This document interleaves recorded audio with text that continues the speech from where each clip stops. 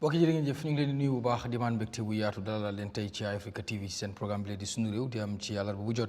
bu juróom-ñeenti waxtu yu jotee jàpp fukki waxtu ak ñaar ñu fi toog di waxtaanee tolluwaay réew mi ponk yu bari ni ki ñu koy waxee rek Sunu Réew mbirum réew mi la du mbiru politicien si ñëpp a fi ñëw ku ne moo fi am wàll ak foo mënti bokk moo tax ñu woowee ko Sunu Réew ñaawru sa fu ni $1000 bi booy def ko silence Sunu Réew ñëpp ñoo si bokk ñëpp la lépp yi ñëpp la du rek politicien bi wala keneen jaaykati ginaar bi si la bokk jaaykati mboq bi si la bokk jaaykati gerte caaf bi si la bokk jaaykati leneen ak leneen si la bokk baykat bi nappkat bi moo waral ñu woowee ko Sunu Réew tey jii ñu am mbégte bu baax am fi special guest suñu special guest bi nag mooy One Pac mooy suñu special guest waaye dinañ waxtaan itam tolluwaay réew mi ndax xam ngeen ni ci ñetti fan yi coow li yëpp jëm na ci wàllu coalition talks UDP withdraw from the coalition talks ñoom bokkatuñ ci négociation bi ngir ñu former coalition ak itam lu jëm ci ki nga xam ne mooy Mama Kandeh doonoon njiital wala doon sax njiital langue gi di GDC ñoom fekk si nañ ki nga xam ne mooy président Barrow ngir lëkkaloo jëm ci élection yi ñu jëm muy 2026 presidential élection yi loolu tamit bokk na ci li nga xam ne dinañ ko waxtaanee tey jile fan la mën a yóbbu réew mi suñu panélistes yi ki nga xam ne mooy Essa Damfa mi ngi fi kii di Tobaski Sibi mi ngi fi ñaawru Koma moom mi ngi fi amoon nañ keneen ku ñu waroon a join but unfortunately ci last minute yi dafa am lu ko téye moom GDC la bokkoon mu resign muy Ibrahima Makalo moom mu ngi ñu war na fekk si fii nii ñaawru sa fu mu ngi ñëw disturb to be honest loolu am na solo su ko defee nag One Pac mooy suñu guest bu ñu ne One Pac nag mooy suñu guest Sunu Réew si li muy dox mooy lan mooy talk of the town lan la nit ñi di waxtaanee loolu bokk na ci li nga xam ne Eyeafrica daf ci dox rawatina Sunu Réew nag bu ñu ko waxee lépp loo xam ne ci biir réew mi lay xewee wala sax bu dee bitim réew la te mu am solo ci mu soxlaal réew mi dinañ ko indi waxtaanee ko fii ci Sunu Réew tey One Pac dinañ waxtaan ak moom génn na li nga xam ne mooy benn wéy boo xam ne wéy bi dem na viral ñëpp a ngi koy déglu mu doon itam am na ñu ko rafetlu waaye am na itam ñu ko criticize ci woy bi nga xam ne woy na ko loolu dinañ ci waxtaan lu tax mu woy bi yooyu dinañ ci waxtaan ak moom nag nga xam ne xëy na dina am yu bari yoo xam ne dinañ seex ak moom laaj ak tontu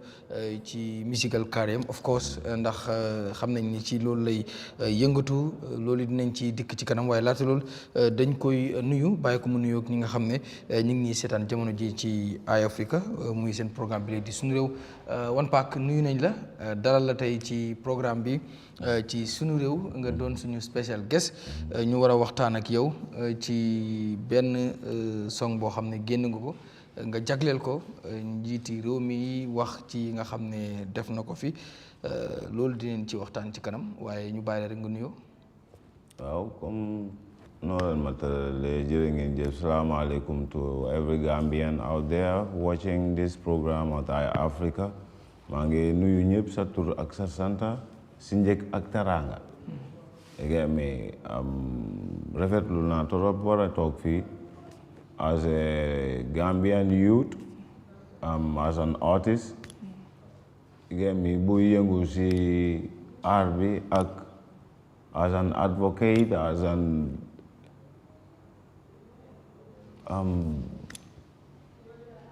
activist, you can call it everything pertaining to youth development and national interest, which is not personal, but everything is national. So why am na for dugale nga ne jël woy bi jagle ko jiiti réew mi foofu dama ko bëgg a clear too much. Clear. Yeah, I understand because question ak dedicate or dedication is different. Okay. You get me? Ma music suma music bu ñëpp di coow ak fu coow bi di bari ak man lu ma jaaxal lu tax mu war a bari coow mooy suma laajte bi ma laajte Gambien si yaa ngi comprendre mooy lan bu dut Barrow kan la loolu waruta am coow waaye toog fii tey dinaa wax ne léegi jagleel naa ko njiiti réew mi waaye suma xeli boppa ak yàlla jagleeluma ko njiiti réew mi woon because dama gis artiste bu génna like ñancoo génna mu express the way he feel about the current government weddiwuma ko si supportuma ko si jëluma suma teg sax man as an artist ma feel ne lii it's like mu ngi one sided boobu tamit wax bi bari na woon waaye négatif utoon comme man suma bos ndik dafa favor beneen parti Gambian favor na leen favor wut beneen part bi waaw man ma génn ma laajte the same Gambian muy left part or right part ak li ngeen ay wax nii yëpp si song wi ma ne si soose ñi ni kaarele bente daa laajte laa am suma gémmiñ Cameroon 2016 di dellu 2016 biraale coalition o form boo leen formé seen coalition pour que Yahya Jammeh bondi pour génne Yahya Jammeh opposition leader be kambenta opposition leader yi yëpp yu déggoo te leader yi be la ñaatonkool bi jële seen njiit yi yëpp ang fa moo man sonke coalition o ñaatonka yaa kenn nanguta njiit coalition bi parce que that time ñëpp ñu ne Yahya Jammeh dafay ree into my own opinion lii moo tax ñu put Barrow as a decoy because ñu ko gën a mun gën see xarañ gën see ñu gën le naa xam in politics kenn xamut Barrow lu tax ñooñu lii duñ you know what I mean su kenn nekkoon at that time prison ñeneen ñaam fa lu tax lii duñ but they bring Barrow out of nowhere man ne dañ set Barrow as a decoy pour ñu ngi ragal Yahya Jammeh cause 20% dañ am gëm ne dina jóg 80% gëmuñ ne dina jóg so ñu ne su jógut mu rey Barrow yàlla nag mu feyee xol the same people either left or right is the same people then Gambia was one boppa one head which is Barrow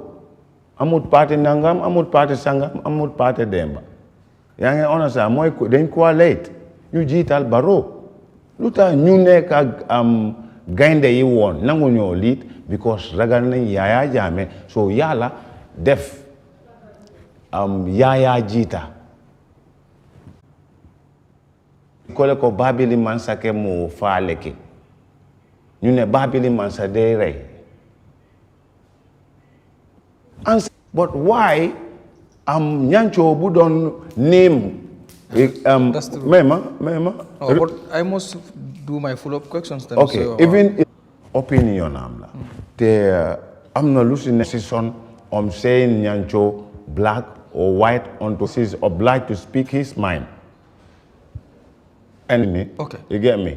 almost a ben problem time and at the right time instead of hypocritical and against the current government bi yëpp ñu ne jagleel naa ko Barrow but am fii laa doon ñu Barrow laa ko kan la ñu ne artiste nga ñu ngay jëm soono bu fi askan wi doon dund ak yu bari yoo xam ne gaa ngi koy wax yes corruption bi ñu ne nga jekk saay rek woy si ne di laajte ne budul Barrow kan la ak fii ñi fi nekk ñëpp ci ay kilifa ñi fi nekk ñëpp ci opposition di mën a yore réew mi ñu bari ñu jàpp ne am na ñu lay tuumaal ne xëy na di nga ko leeral ne One Pac dafa am lu ñu ko jox dañ ko sant mu woy ndax bi ñaancoo woyee ba pare woy boobu noonu neexut ak ñi nga xam ne ñoo féetee ci nguur gi neexut leen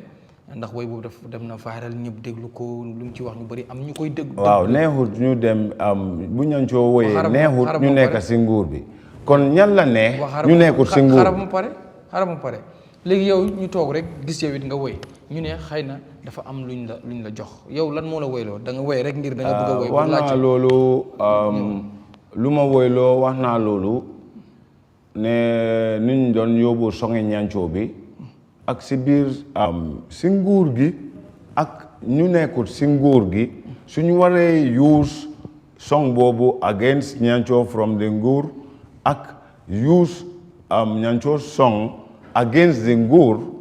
comme nuñ doon demee nuñ ko doon demee is very hypocritical. ñancoo su taxawee mu woy woyaam farlewut opposition bi de farlewut nguur bi dafa wax dëgga as a citizen lu ko naxari ak lum nekk di gis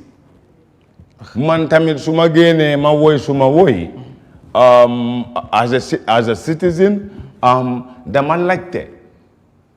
because man de gisuma xawma dama am doubt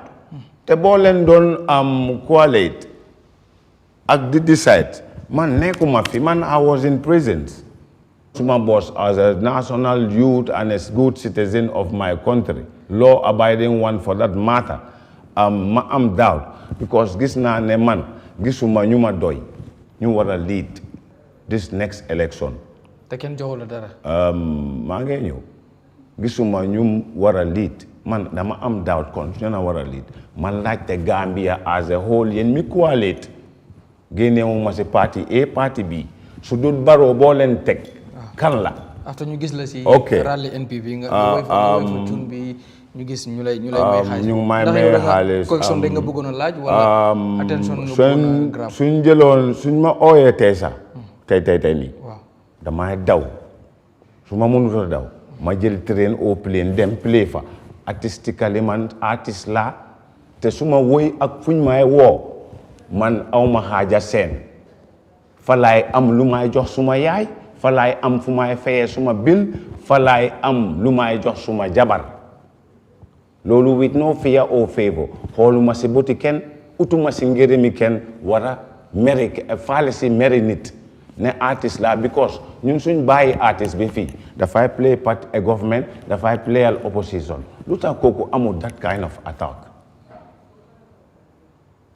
loolu I left that to Gambians two géwél la suma song su jaree ba foo moo gis nga ne ñu ma fa oo mu satisfy leen ñu ooma dama jar damay dem ma jël si lu ma liggéey ñu xaar ba nga woy la yaa ngi understand ñu xaar ba nga woy loolu ñu doog la lu tax yéen ngeen xaar ba woy boobu ngeen indi ma fii bu ma doon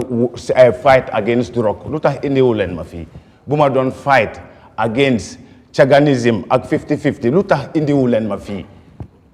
bu ma doon fight against the bad food in the prison lu tax indiwu leen ma fii bu ma taxawee the life Serekunda hospital ticket 150 for Gambians lu tax indiwu leen ma fii non uyuma am damay laajte déedéet loolu du suma pes déedéet kon lu tax indiwu leen ma fii dañoo kon dooma waxal yow ñëw la fi laaj déedéet kon dooma waxal de ma jóg su ma la dut laaj ma jóg non doo ma laaj kon di nga kon bul ma am man am different day comme man no problem soo jógee that's not my loolu la soo leen bëggee rek noonu la waaw nii la fa demee lu tax ñëw ooyu leen ma bu ma doon fight for Gambia te loolu yëpp si nguuri président xaw ma Gambia la xewee te mu ngi fi xew ban président moo fi nekkoon bon président yow doo ma laaj su ma la dut laaj waaye li may wax daal lu tax bu ma doon advocate against drug bu ma doon advocate against chaganism bu ma doon advocate about the bad food in the prisons lu tax indiwu leen ma fii so in yow si sa mind yow si sa kaddu ak si sa jëma yaa ngi understand fi lu tax ngeen indi ma fii song bii la because yéen sa Eyeafrica favor wu leen if you set a table before me let me expose it now from now on we continue acca ñu dem good léegi toogagum ma ñëw si waaw dinaa ñëwaat si yow ma dem si paneliste yi no problem parce que bii fa gis naa mu wax ci te dinaa ñëw ma laaj la si you good I don't care I'm good Mr Damfa ñu ñëw gis nañ lu xew tey rumors bi nag yàgg na waxoon nañ sax ne 2021 bëggoon nañ moo happen but happened because of Kandeh dafa am lu mu nekkoon di laaj ak yooyu noonu finally happen na Mama Kandeh meet na président Barrow dem nañ MOU bi sign nañ ko gars yi def nañ seen waxtaan ñu bari nag ñu ngi jàpp ne Mama dafa dem ba gis ne moom léegi nekkatul heavyweight amutul dara loo xam ne mën na koo indi yokkal kenn si wàllu politique ndax boo xoolee dem na fi élection presidential élection mëntu am dara mu ñëwaat si fi nga xam ne mooy si National Assembly élection yi amul dara local government élection amul dara parti bi mu ngi dee NPP mu ko jël ñeneen ñu ngi dem si yeneen parti si muy si opposition bi so xëy na the only choice mooy mu dem NPP rek pour am lu mos yow nan ngay analyser ñëwi Mama Kandeh bi ak yenn ñenn ñoom ni ñu ko jàngatee mooy amul dara loo xam ne mën na koo indil am NPP. waaw baraka baake garmi ketentu baake ka na jiberlal be dawda banko kan ani banko e bantala kana lundamba tentu One Pac ani na ko panelist on baby yang Eyeafrica entire manage and staff ke be kontom follow ka honorable Mama Kandeh ka tentu ka gay ka bismillah ka welcome the mighty NPP. As politicians, you have to be conversant with history. Yenta history lon la demanding 2016 alga murige bang demanding a gibe maningol ko ni takite iboyta yesano tombo imanya na saran tombo dula dam ma gibe la bari takit la fa ngende ge sorala le gibe 2016 kabrin data election la akada three horse race leti coalition 2016 led by His Excellency President Adama Barrow, and then the then incumbent, former President His Excellency Yahya Jammeh, and then Honorable Mama Kandeh, wala lotano. Ninga result all gibe the pattern result all nata nyadile. Ndol mimben opposition, mpati opposition kafufulala. Walam GDC and in coalition 2016. APRC walam incumbent no. Sai min gagneta sida siranka wala His Excellency President Adama wala sola candidate. Ay percentage jelle soto. For the 3% of vote I wala soto. Min banu sirango kan. Jammeh ani APRC 40% yo wala soto. The other opposition min keda Kandeh 17% I wala soto. Sai ni nga gibe natanko one Gambia benum absolute majority la wala kemo tallu ani fen ñende wala sotla wala nga second round la kon nim tara second round la jumale ben tela ñu wala Mama Kandeh bawo say Gambia man ta absolute majority be simple majority le hari bi jumale kanandi ka banko kanandi ka ko la sono gayni ka banko kanandi yaage ma bloko no ning sababu bala Mama Kandeh mu sababu bala ti wutlat minat na nga wofo Mama Kandeh near APRC. Mama Kandeh worked with Jammeh for over 10 years. Ala deputy la Martin Jumara. Mama Kandeh biray party of Bondi, ala support base. Mini alonko wolle mu Mama Kandeh like lieutenant role tinunto. Nga give over 75% ibe for APRC. So APRC la support. I want to estimate symbol. I want to tell symbol. Kaya semana opposition rank. Because kadang fighter mama ye. Anin kadem fayda President Barrow abema opposition cartelet tonko mi alan ko incumbent la support lo wali ya fay nu Jammeh mim ma fay Jammeh alan ko be opposition la cample so min nyanta fay la Jammeh ka bo Mama Kandeh kam kata Jammeh Mama Kandeh ko le sono ma koy woto wol ma fay Jammeh e Jammeh bali o cartela yaadi yaade Kandeh aduna fana min be opposition o kanbe ko le sono kono wol be ka fana ñoma 43% do bondi aduna bi nga Jammeh dan 3% la oron yaaji me Kandeh a role bala play coalition 2016 to the victory of His Excellency President Barrow nte ba fala ko Mama Kandeh fa aletale kana nte bo la fa fala because Mama Kandeh dabe success konole coalition wala bi so fa ay gagnendi anu ngaji be fa ko dina policy wise ani party wala ideology wata Mama Kandeh mo molati mi yalon ko ala parti wala miranya ani la tarambulo ani opposition la miranya ni tarambulo le benta opposition wala nek opposition oti because mimbe no sira ko kan nunto ala tawon dirnya bulo ni mandi woto carte mi fayda mama ani min carte mi fayda Jammeh ibe mu opposition la carte leti imanke ruling parti la carte leti so therefore Mama Kandeh woto miro min babul pour que banko samba ani Jammeh la miranya fatatale woto ni opposition lo winta woto ngamara Mama Kandeh nyenta nalale kabri wato fam ay kafa opposition lo kan yi banko samba because ito la miro kilinta ito la miro ni di del incumbent na miro fatatale so it will be prudent pour Mama Kandeh na dum kabri no bari man angale ka me is better late than none alhamdulillah e kala ko la wato do la nala wato man si abaka keno woto bilam lungoti bilamu ale wato sindi pour Mama Kandeh nanan ka kafu maki NPP kan ka kafu ka nyim banko doku nin ko ko keda drong mol kam mirol sotole that's an opinion wo kulani mi alonko in any civilized democracy ite mul balano wala alum fanan ka wala ko the opinion can never be convergent in public opinion anywhere abaka kenu kilinti always divergent do ya fateng do ya geteng wala democracy fo wala mala diat that's the ingredients of democracy so mo better kamina no kukile na mo right to your own opinion. But in the miro minti, any greater majority of miro minti willing to go, Mama Kande Natale, amanke the sign of desperation, amanke kafoko ate, more kamutangem, because honey be the previous election, Mama Kande got that. What a Kataman five for a member of Mama Kande still at a third person maintain or at that force or at that second. There is no empirical evidence beyond that. Mama Kande Katefla Mabia, at all ballot box 2016, I third letter. You understand? 2021, the same position I will maintain. So the bidder for loco, Mama Kande la position o abudabule o among most or whatever, no. Because election monkey, me approve wrong. Well, let me vindicate. Hansa is perception, is battle of opinion.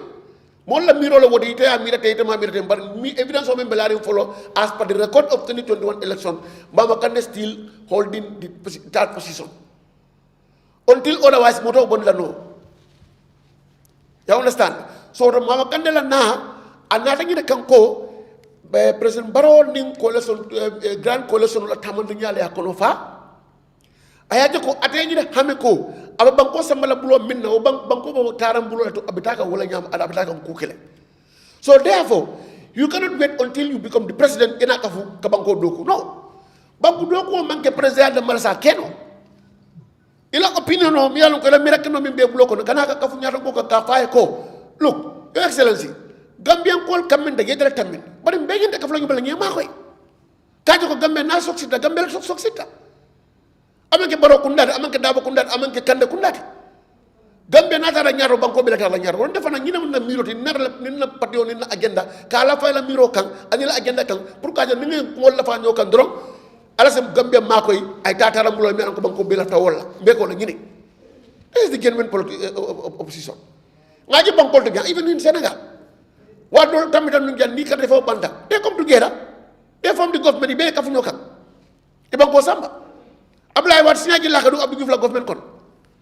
Ni election bata ni election de be tay loy fongoy ko xamne nanguton results. Election result Mama Kande mom but last interview ma def ak mom mu ne presidential election result 2021 accept ko accept ne mom win na la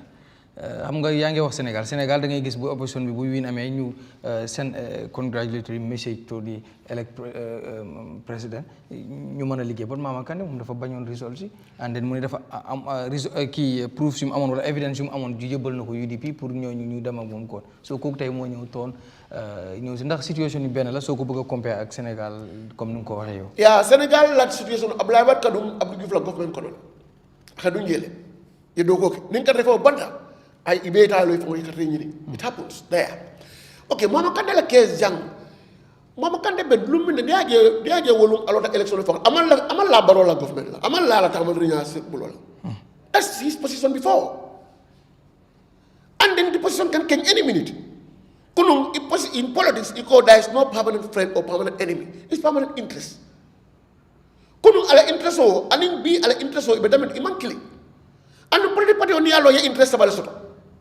Bangko la interest o first. Party ya alo kanyi na bangko la interest o follow time in the first. In anybody, any person ni political kono, ni na yende kala miroti. Fulan jango ila party o la entre. Yo jibe. Saban jango ite fango kungkilo la interest. Yung kusa pala politiko kon bangola interest ila pati wala interest ifa mo la interest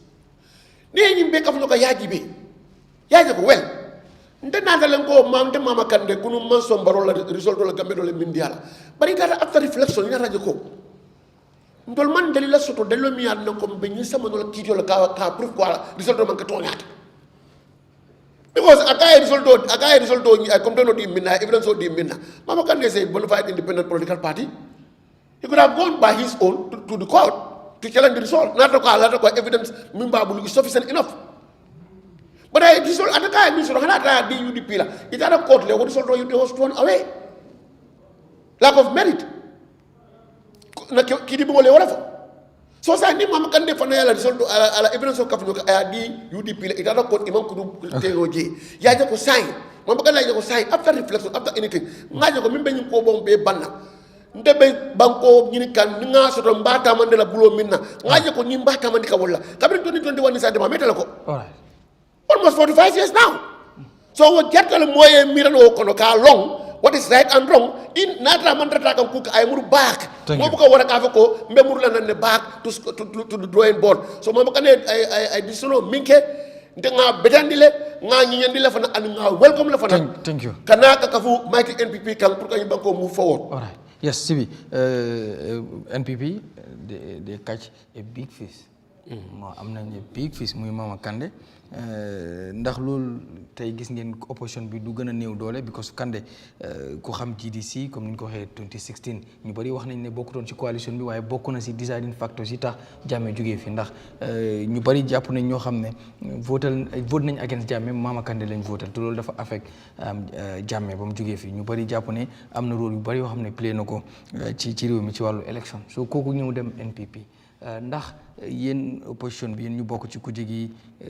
loolu du am lum leen xañ ci yaakaar bi ngeen amoon ci jëlee fii président bi nga na ci loolu ak itam ban jàngat ngay def ci mbir moom Mama Kandeh. waaw Garmi di la sant di la gërëm di nuyu suñu guest bi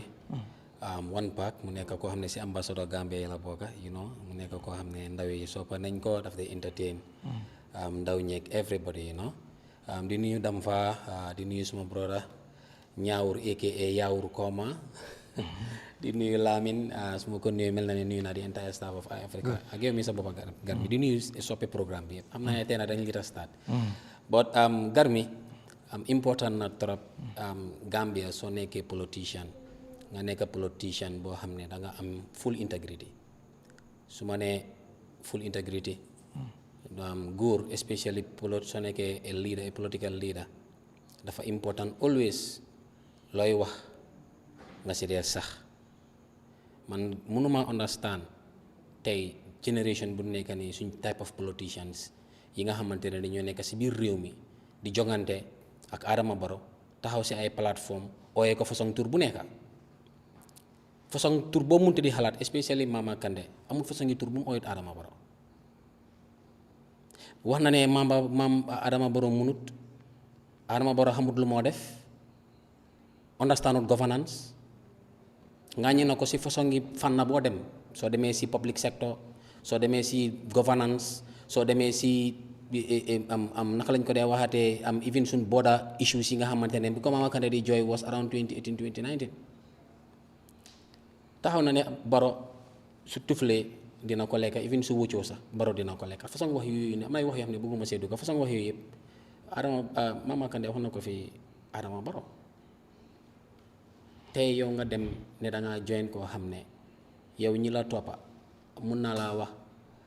xaaj bi ba sa executive bi mu si bëri dañ match out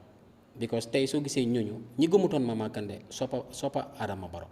ñu si bëri dañ dem toppa Adama Barrow ba jimira bi mu nekk noonu soo gisee election si 2021 yi bi mu passé after 3 months despite having 105,000 votes mënut a am benn député ak député yi mu amoon because of area boobu noonu yëpp am gars dañ ko jël te lu ñoo la ca suñ boppam mooy Adama Barrow ak Mama Kandeh benn area lañ jógee di seen base soo ñëwee si base yi APRC xaaj bi yëpp Adama Barrow foxati na ko te dama laa jox classical example Adama Barrow kii nii Mama Kandeh musut a gëm coalition su ma la dem musut a gëm coalition bi Gambia nekkee di jooy ba tey ñi nekk si nguur gi Massi Sidi Njaay bi bugg a toon Gambia ni to foreigners taxaw ne Yahya Jammeh du wàcca going against the will and aspiration of the Gambians Adama Barrow moo la gën a xam ne Mama Kandeh nangulu ko dina la jox yeneen classical examples ak yeneen meeting yoo xam ne xew na te Gambia nii bàyyoon ko xel Garmi gis nga diggante 2017 2016 Adama Barrow Macky Sall dafa play a huge part pour forcefully reinstate ko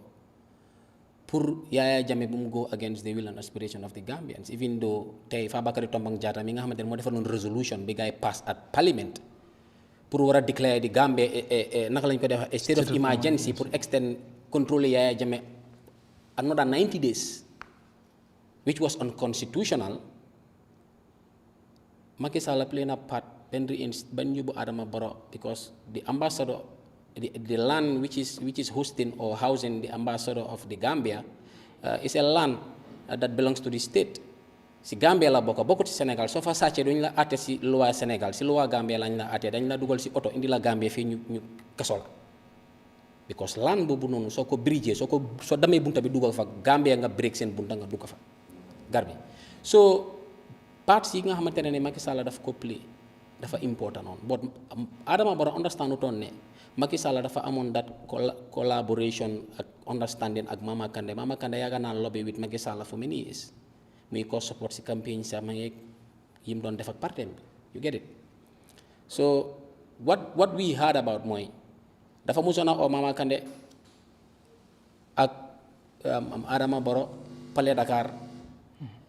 pour wax ko ne ñoom ñaar dañu war a join they are all brothers they are from the same area ba pare ñoom ñëpp ñoo bokk benn place bi ñu jóge bëgguma tudda ay mbir yoo xam ne léegi ñu ne dama lii oo xam nga fi am na yoo xam ne soo ko waxee ñu ne la da nga tribalist oo da nga nii oo da nga nele bëgguma dugga si gaam yooyu bot dama bëgg rek pour ñu understand dimension si fi ma jubale kaddu yi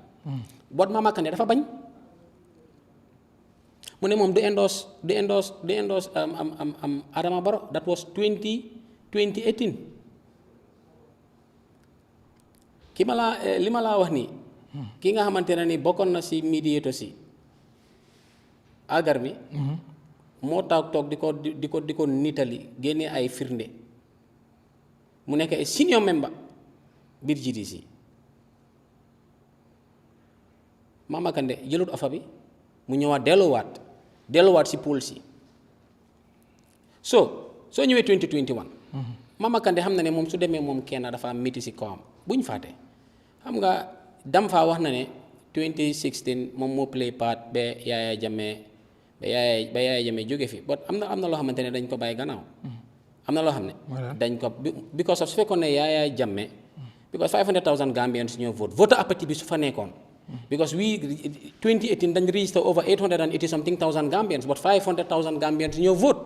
meaning 58% ñoo sànni karta léegi imaginal di order 300,000 su doon ne voter apathy bi mu ngi fa woon jógoon nañ ñu dem sànni karta Mama Kandeh daf doon xañ Gambie ni kon ba léegi ñu ngi si guuta but moom play part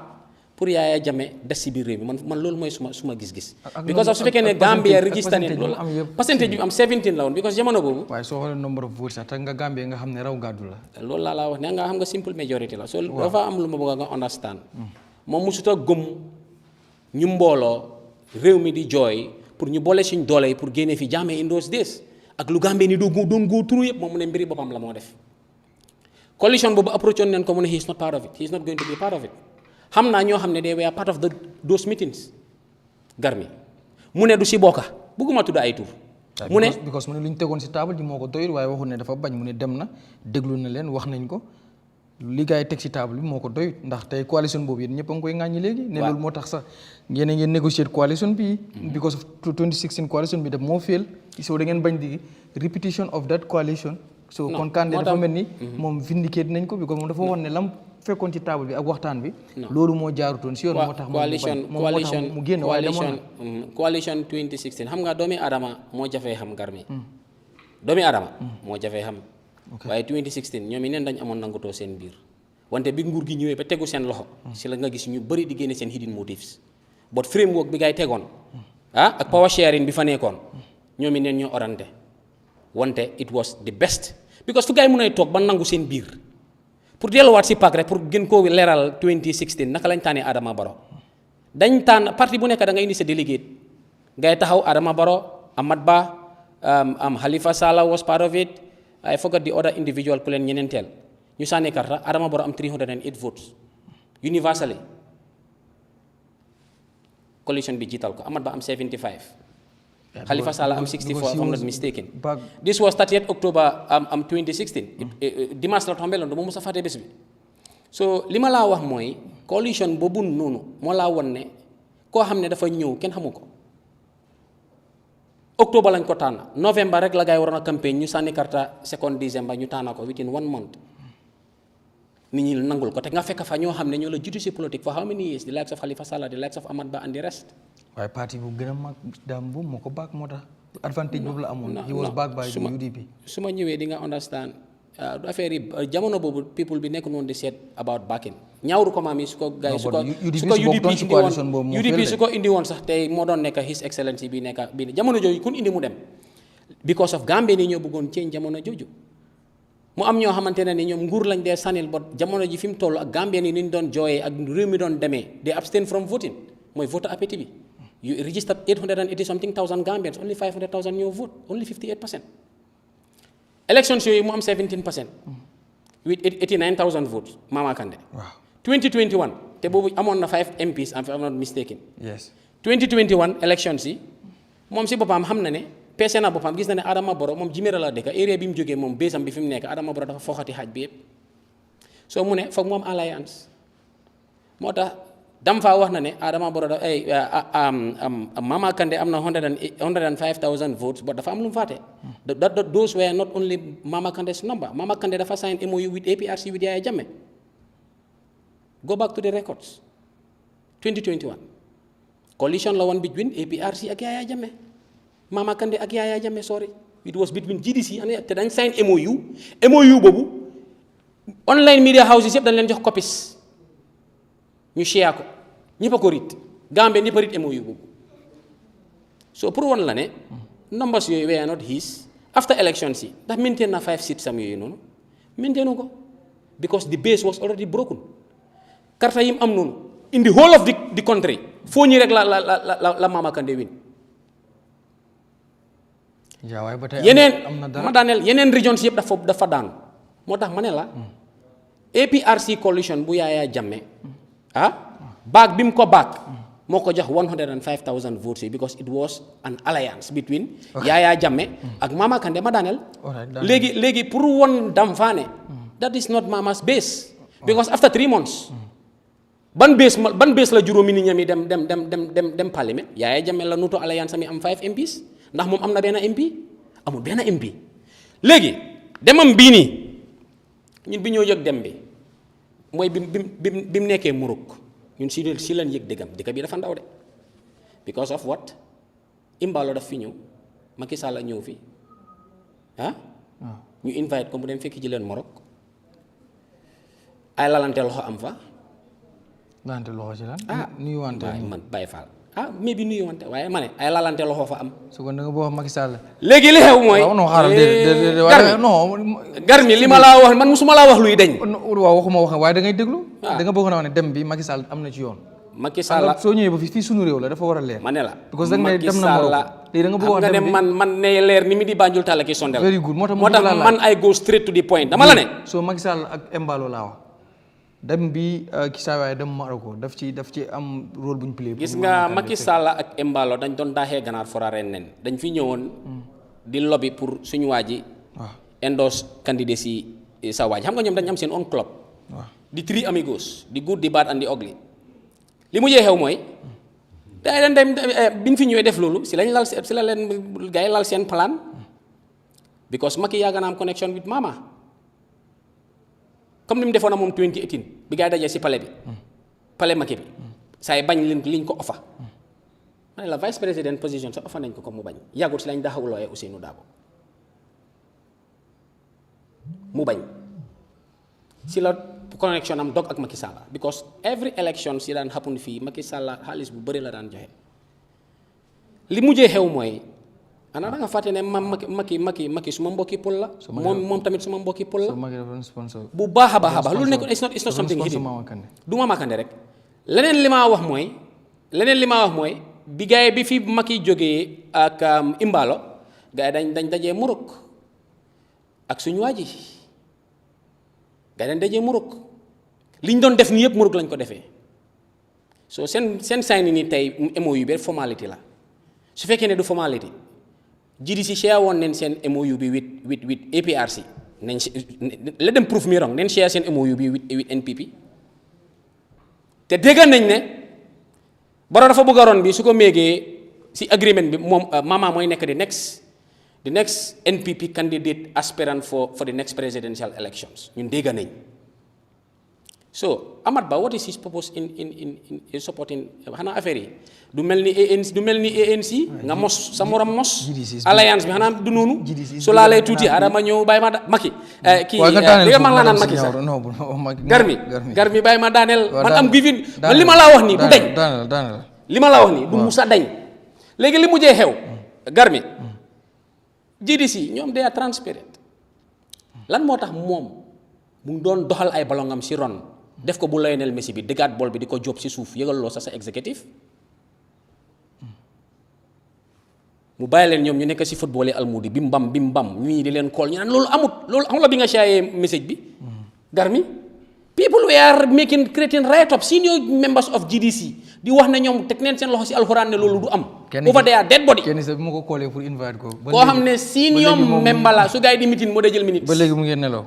mu ngi yeewoo from that sock fekk Macky sa waa ji Ibrahima Niang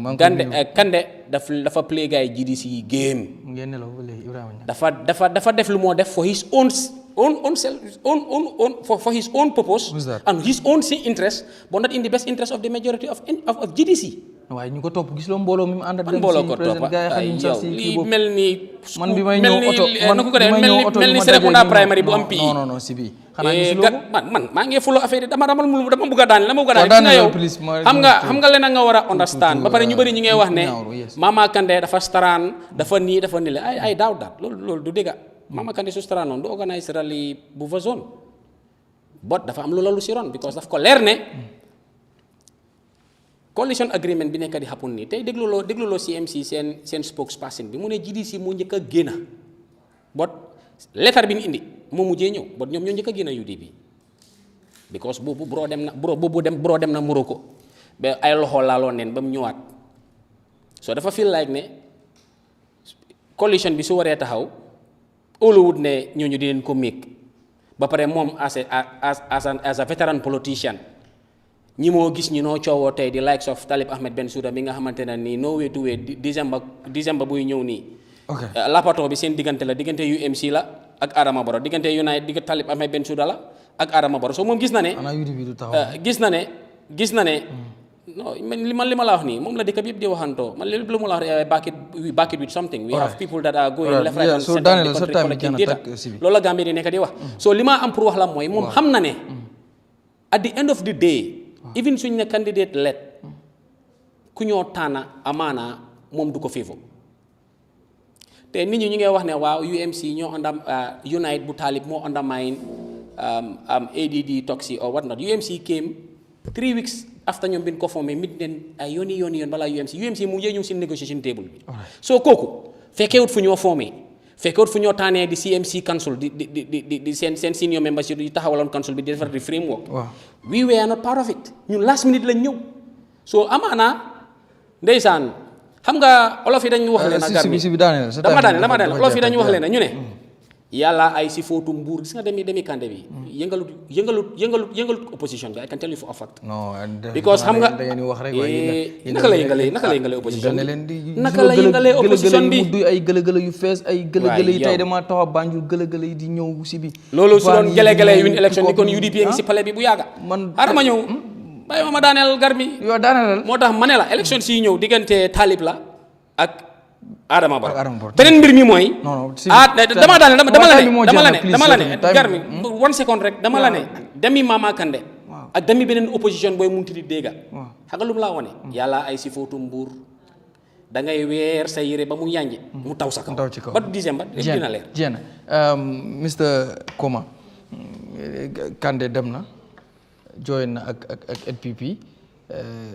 gis nañ images yi gis nañ tamit mbooloo mi ko topp bi moo dem ñu xam Kandeh tamit dayo bi mu am ci wàllu politique dayo bi nga xam ne Mama Kandeh am na gis nga image yi moom président Barrow yëkkati wante loxo ba président bi sax di wax ne game over comme game naaw Kandeh ñëw na soo yow nan nga koy jàngatee ndax lii because ñu bari ñu ne opposition bi dañ toll ci state boo xam ne dafa fragile ku mel nii guy gu mel nii jóge fa ndax du gën a am nasax nga baal ma nasax. waaw Garmi jërëjëf ama delluwaat si lu ma dee wax saa yu nekk dëkk bi yëfi naxaate ak yëfi sóob moo fi bëri pare wuñ di Gambian yu di Gambian politician yi pare wuñ bro loolooy dëgg bi xam nga doomi aadama lan moo gën a am solo sa life consistency yow li nga doon ngay doon li nga bugg a doon donc koo doon Mama going to Barrow was coming fii laa toogoon 1, 2, 3 months ago ma ne la if people are into a coalition consensus building talk yow salaamaaleykum maaleykum salaam demuñ sax nga ñëw fii nga am one-on-one with Garmi on talk to Eyeafrica nga start di preempt the outcome of the coalition talk yow yaa ngi si yoon yow is premeditated dan ko tooga ba mu ñor xam nga xale boo xam ne dafa bëgg a daw day ut kuy dem uti yar rek teg ko booram fekk moom pare na enu na bagaasam yi faw fekk moom xam na lum def ak lum éene ak lum paree def yar bi taxut mu daw de yoon lay ut waaye yar bi la moo bileem soo see loolu lay waa dindintoo laa siisee la dindiŋo ka woto la siiseo la i ka dindiŋol to ke aba siiseo naa naata a kuyaata siisee a diyaa ni luntawo naata siiseo ka faale dakke if you look at the scenario dinaa ko fi bamtuwaate óoluma xale yi wax naa ko fii dama am reasons won ma depuis 1965 ban elderly state person boo xam ne nga gis ne mu dem ba form political party am mu dem join beneen political party because of political position or patronage amut Serif Mustapha di wa fii la nekk opposition ba mu dee Assane Moussa Camara GPP ba mu dee suñ amul dara sax PDOIS duñ formé ba léegi ñu ngi am seen ideals and seen philosophy ñu ngi ko téye waaye what is happening to our younger generation or cream of politicians after 2016 ku ñëw rek bari wax baga lip after rek su tàngee tuuti rek naaw nga toppa nga koo xam ne yaa ngi ko doon ooyee tur bu nekk wax naa la Barrow aaye si xale yuy cappi-cappi ñëpp la moo téye seen baga yi contrôle leen teg leen benn place loolu la defaat kii mu faxaat ko isi ko fii la am tête-à-tête ak yow yaagut maa ngi ko seetaan ba mu ji in 2024 am na ak yow beneen face to face Mama Kandeh xanaa lan la dañ ko réincarnate waate lu wax moom mu ne du aduna du musa ne ba mu liggéey ak Barrow because Barrow munut Barrow understand governance understand policy has no direction ba pare Gambia is seeded and if we don't mind Barrow is going to be worse than Jammeh because Barrow is a creeping dictator. Source Mama Kandeh via Eyeafrica. Eyeafrica kay Barrow ko yaa ko déedéet ma ne via fii la taxawee si plateforme wax ko. That is CCD. I am crediting you for the interview. It's okay. So let's be realistic. Ngeen dugga si coalition talk boobu noonu. Yow nga ñëw fii nga am interview nga preempt numbers don't matter size don't matter bro. Kula wax loolu rek mu ngi laa naa ma ne la even in the boxing ring there is called featherweight, lightweight, light heavyweight and heavyweight koo bokkut size ak weight mënul naa box loi bi nanguwut ko so bu ma wane numbers don't matter alaaxira sa number matters ku la ëppa tiyaaba mooy dugga aajana loolu lañ wax in all the scripture yaa xam julit nga yaa xam christian la ku la ëppa problème mooy dem jahannam nga ne ma numbers don't matter it matters in everything we do. Even the elections we are vying for, numbers matter. Absolute majority. None numbers don't matter. Hali sa number matter. Ku am 10,000, aku am 5,000, but more opa. None ma number don't matter. Yo fogulo yang nyona. Why na hate bi moje after 2016 all these young politicians yu wala na wana dafa am lu ñoo utuñ Gambia. Ñeme ñun hif. Ñeme ñun chono. ñeme ñu ñoo jaay seen alal pour génnee réew mi ñeme ñu ñoo dem mile tout pour génnee réew mi luñ bëgg rek mooy takka nektaay toog fii Eyeafrica wax yu neex ak english yu neex yooyu day jëlul réew mi si mbedda bi de all the great men in this world ñun dee tudda dafa am fuñ dee jaar am jaar ba egga fu ñoo egga waaye I told you people here Adama Barrow ñu ko dee xeeb si politics ak lu moo def with his arch enemies ñu ngi koo gis one by ma ngi leen a foqat bi ko ñu dee wax la dee toppa di leen foqat xam nga lu moo def yow li nga tufli yëpp maraat ko nga wax yu doon wax ne man maa doon wax lii waaye man dama juum Adama is right. This is sad. So that means they are not patriotic. They are not looking for anything for country, but only for self. The Gambian society now is not that type of politician that you have for country. It's for self and for pocket, not even party. Because is not news. Some people in the national executive in the GDC, this is news to them. They were denying it when you write it and cling it. Some people were saying, hi, Hakate. Be rudega. You see, Sabopa Hamna fingerted on Sabopa Disna. Amudon Hanaman Fimaji. Why you Hamna the you trust your source. And the source Gambian people gave me Yaga while we going to 3 quarter be able to do Nekadiga. They gave by fast.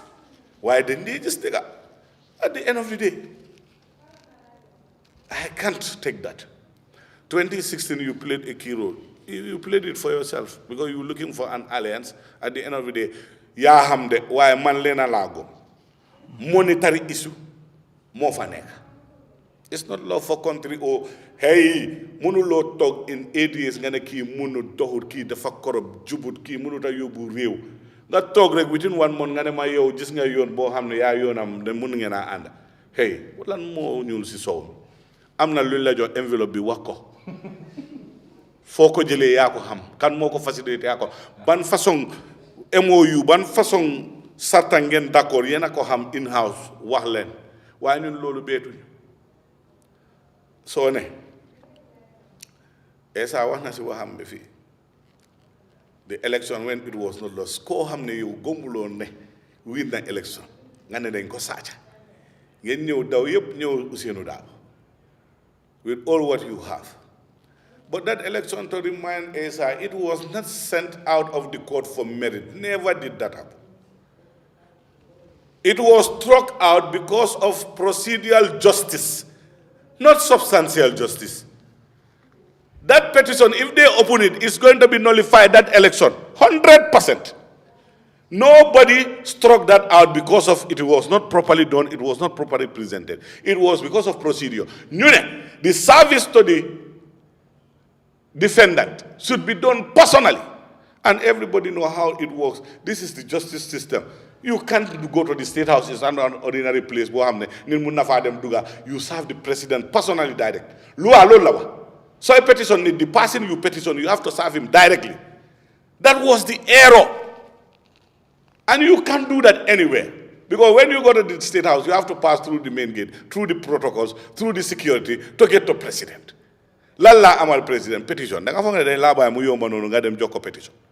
That was the reason, not for substantial justice there. Or then ubilolu, ñu fekk fa lo xamne jaarul, luñ fa def yépp moy dëggal lolu moy xew ci election bi. Because dafa melni bi 2026 bi bu mu commencé, luñ start di wax yépp numbers, the way people are registered, the way they bring in foreigners, you deny it and it is in the open secret, everybody is seeing. Dëkk bi mo mel nonu, lu leen arranger ngeen dé bu ga ñu wax, ñun lolu arranger wuñu, ñun cooluñ, ku cool, ñun la ko jox yang ko du sa poste, waxal sa wala nga bay suñ wala. You cannot speak on our behalf. Why do you want to go to Bugario? Ban nga Bugario? Limala wax moy ne xalé yi they are not to be trusted. They want everything on a silver platter mu cool like ñom bugul lu tanga bro. Limala fi wax ma ben elderly state person ku ko fi def. Serif Diba went to the grave with his pride. He didn't join anybody. How many times did Jawara try to bring Serif Diba, NCP, GPP, Jawara Jipo? They all stayed with their parties until the coup d'etat. But what is happening now? You can name the list. Every party. That's why man and fale. So, but what is wrong with Mama Kandeh joining President Barrow? You don't know what is wrong. It's ethically, morally, integrity-wise, it's wrong. When you lose integrity, nothing else matters. When you don't have integrity, nothing else matters. When you have it also, nothing else matters. If you have integrity and character, nothing else matters. But if you also don't have integrity and character, nothing else matters. If Sulene you sample la eta jola luneka, yow soo waxee fii am na xale buy jóg si télé bi toog si koona so léegi waaye mun naa add dara to NPP obviously borom kër sax ku jógee këram dem si beneen parti dafa add nomba bi ko mun naa am moom dafa dem ak jabaram ak doomam waxuma la ne du yóbbu mbooloo de ndax ma laate ndax mun naa after waaye yow li nga wax mooy ne bu nawet bi wàccee man dem naa waajal def stadium rally boo xam ne joint rally la NPP ak GDC si stadium bi la ko gars yi bugg a defee pour wane seen force leena laa xam man kenn du organise rally boo xam ne mosuma ko gis independent man UDP laa I see it fill up to the rafters down and top doo xanaa yow da ngaa def loolu you have to climb the sky then loolu taxut may wax lii tax may wax mooy ne 89,000 nga daaneel foofu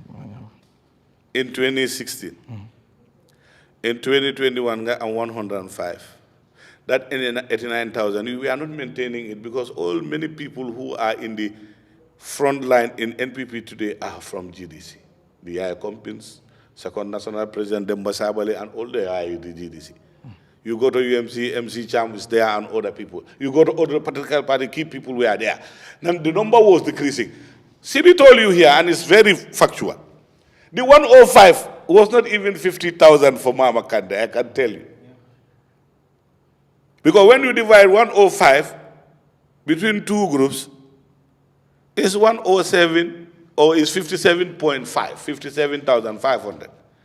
for the two. And we know actually where the power lies in that alliance. It is with the NATO alliance. NATO alliance maintained their 5 seats, even after the presidential elections. But the GDC lost all what they had. So where is the number? And we are not saying they don't have number, but not like before.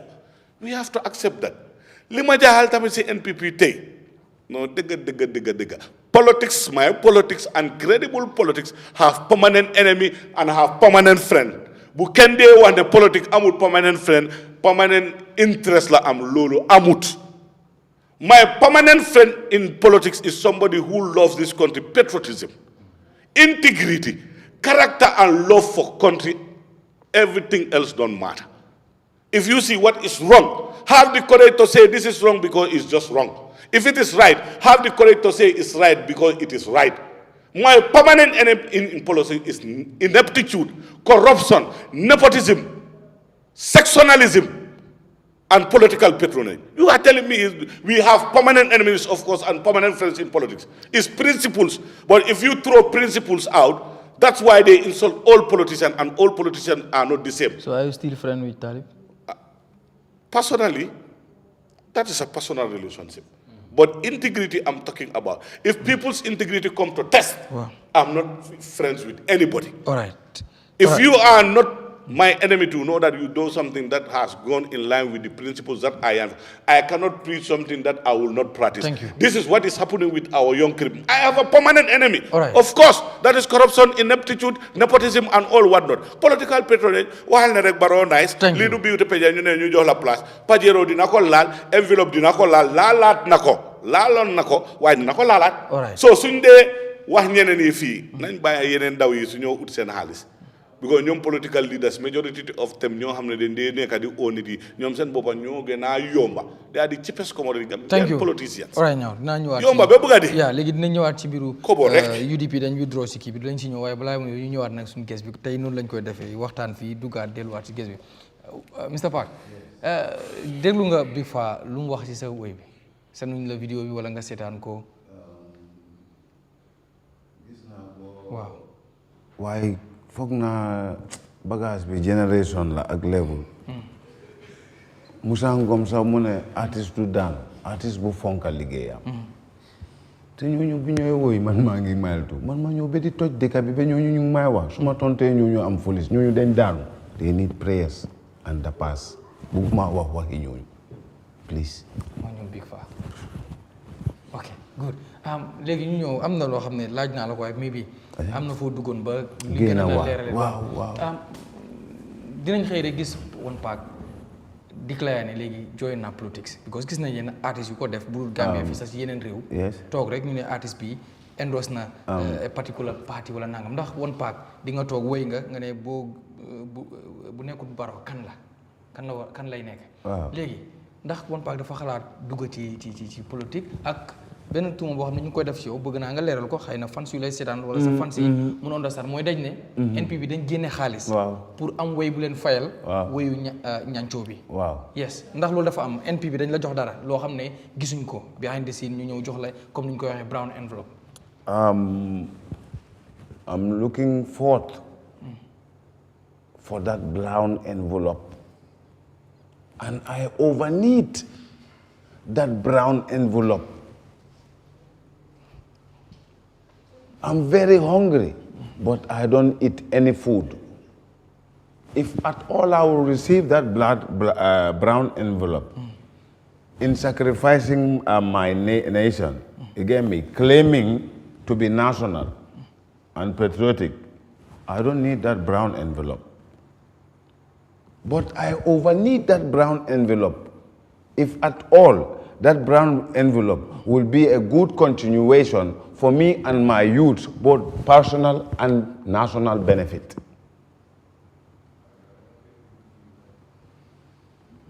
And going, what's your second one? Politics. Okay, whether I will be in politics or not, me as an artist, I'm a politician. In fact, I'm deadly inside Gambian politics. Partisan politics. Partisan politics, madam. Partisan politics, I go with a party which I deem fit that can handle this nation and can continue the development of this nation and its youth by youth empowering. It's lolu dafa des ci man ba pare ak l'unity de wa ki mu ngi wax ben affaire. Let the youth find their money in any way because they are seeing political leaders doing such like that. You get me? I'm saying yes to that word, but let the youth not eat any food. Some food are poisonous. I rather continue than to start fresh politically. And right now, to be honest, so my life, to be honest, yeah, Gambia doing the just need flour, need credit card. You get me? Fee kumba amde, kumba amundela. Yeah, you understand for my wine. Why? But my predict was just 3 years ago. But my predict accent, cross carpet, everything. You get me? Why Gambia lulen favored? Then they fight on that. Lulen favor andulo si lulu ñu jël lulu waaye am su fekkee ne man dinaa wax amul ne su fekkee ne ku joinut Barrow ak Talib you are a loser. Yeah, why mo wax lolu because Talib gonna run as the second runner. Barrow daf leen ay overdoor duñ ko gisaat sax. Talib Topasi. UDP fu mu nekk. I'm gonna be my honest opinion and mine. I'm going man yow yaa ma laajte. This Gambian youth, this Gambian population, the youth are 75%. Yeah, you understand? The elderly one is 10%. You get me? Moe pai, you 10% la. Jigeni 5% la. Yeah, you understand for my wine? Hale yu sewi 10% lay. So come time Jawara ak generation yoyu nonu, ak Yahya Jammeh bi nonu, jena.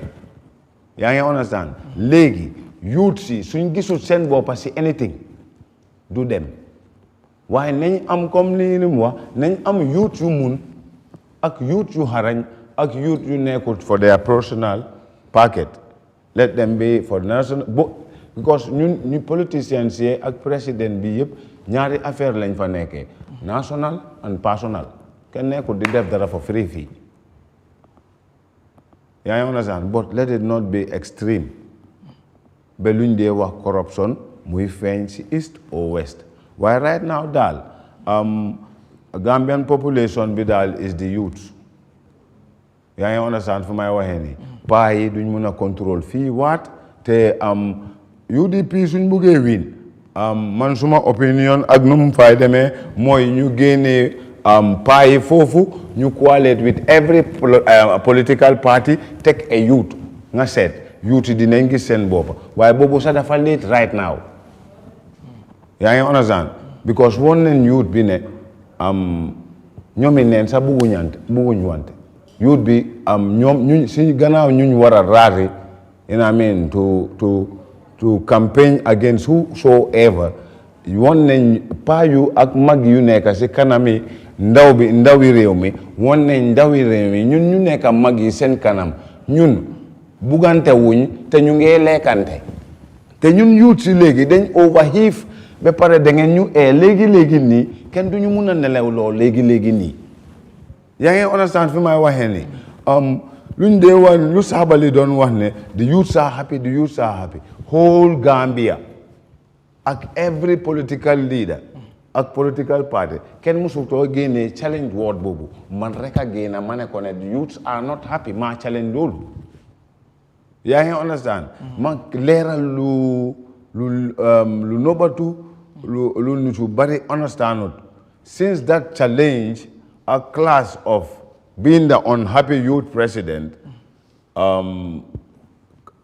towards Sabali's slogan the youths are happy moo tax yaa ngi understand fi may waxee nii nit su ma gisee Sabali yaa ngi may gisa Sabali because Gambia dañ dee bari wax mooy lan neka leen dee baree wax dañ dee nekk di complain Mr. X for example okay you know youths I'm talking on behalf of unhappy youths you understand what I'm saying you know Barrow is the problem why the youths are not happy what effort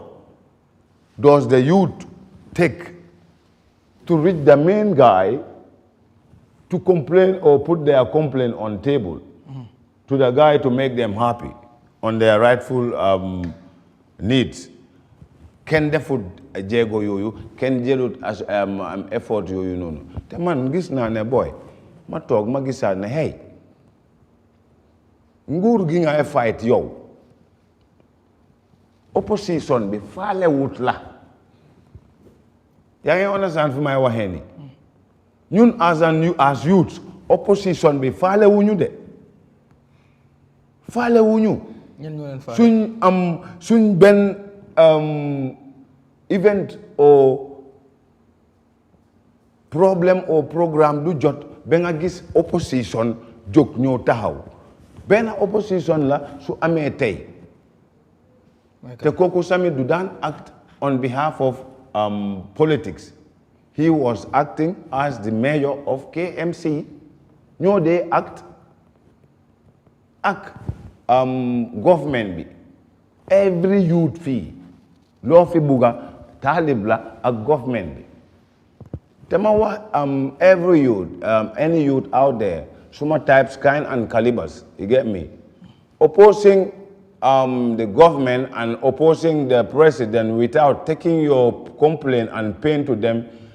yaa ngi just put yourself into more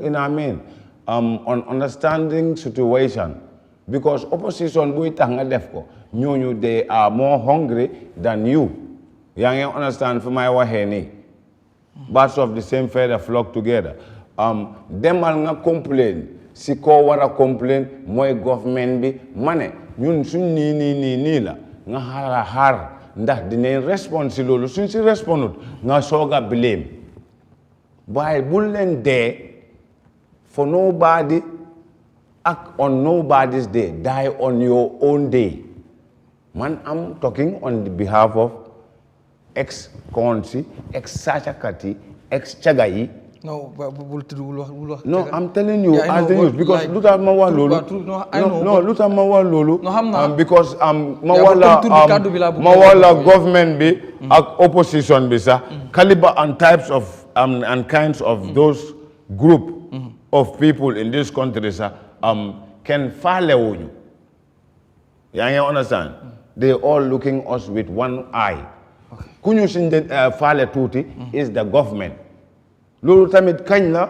buñ jëlee initiative bi to reach them and put our complaints before we partner with anybody to blame them of not doing just. ñun de luñ yëg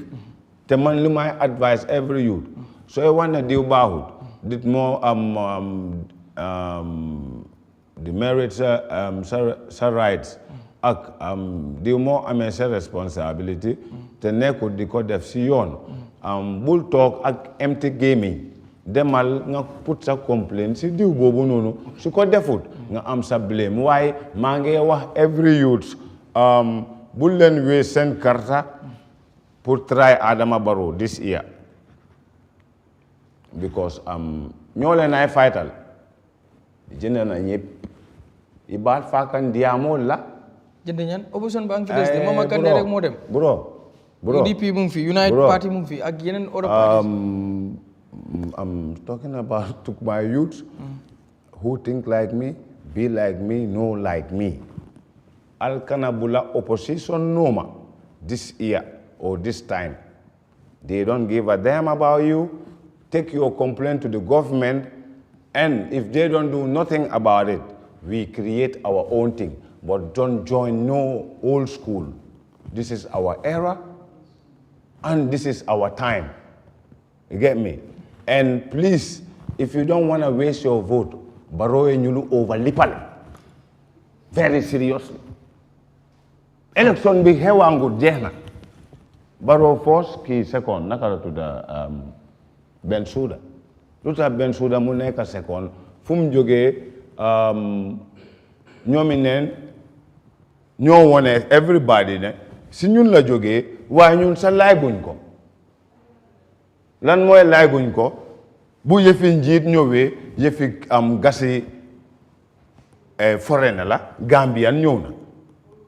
yaa ngi understand fu may waxee ne te ñuy wax foreigner nit sax foreigner cegal Gambia culture ak habit sax buñ Gambian daf dee xoolee nit foreigner moom mi feegul ne Gambian na laaj ko lan la fi def dara foreigner ba control everything si dëkk bii nii Gambian ñu dee nekk di against foreigner yooyu cegal lan lañ fi teg nothing so luñ dee wax noonu man de maa ngi wax every youth you continue is better than to start fresh te dëkk bii nii ak nu métti su méttee si yéen ak jafe-jafe bi yëpp ban opposition moo ñu faaleem ñun buñ nekkee mile two waaye président lañ fal président Barrow lañ fal opposition bi faluñ benn opposition opposition bi was why my blame opposition bi this time on President Barrow's case it was a Barrow nekkut party Barrow is a coalition choice ñoo teg nii so the blame is on every political opposition party yaa ngi understand so ñun as a youth and bugga suñu own thing yi boppa kenn du ñu forcer drag along all right yaa ngi understand to join their fight which we don't start we gonna fight and die in our own day and fight our own battle we start. Thank you. We are not against the opposition, we are not supporting the government, but we are going with somebody who will hear us and who can make it happen for both the youths and the country, national-wise,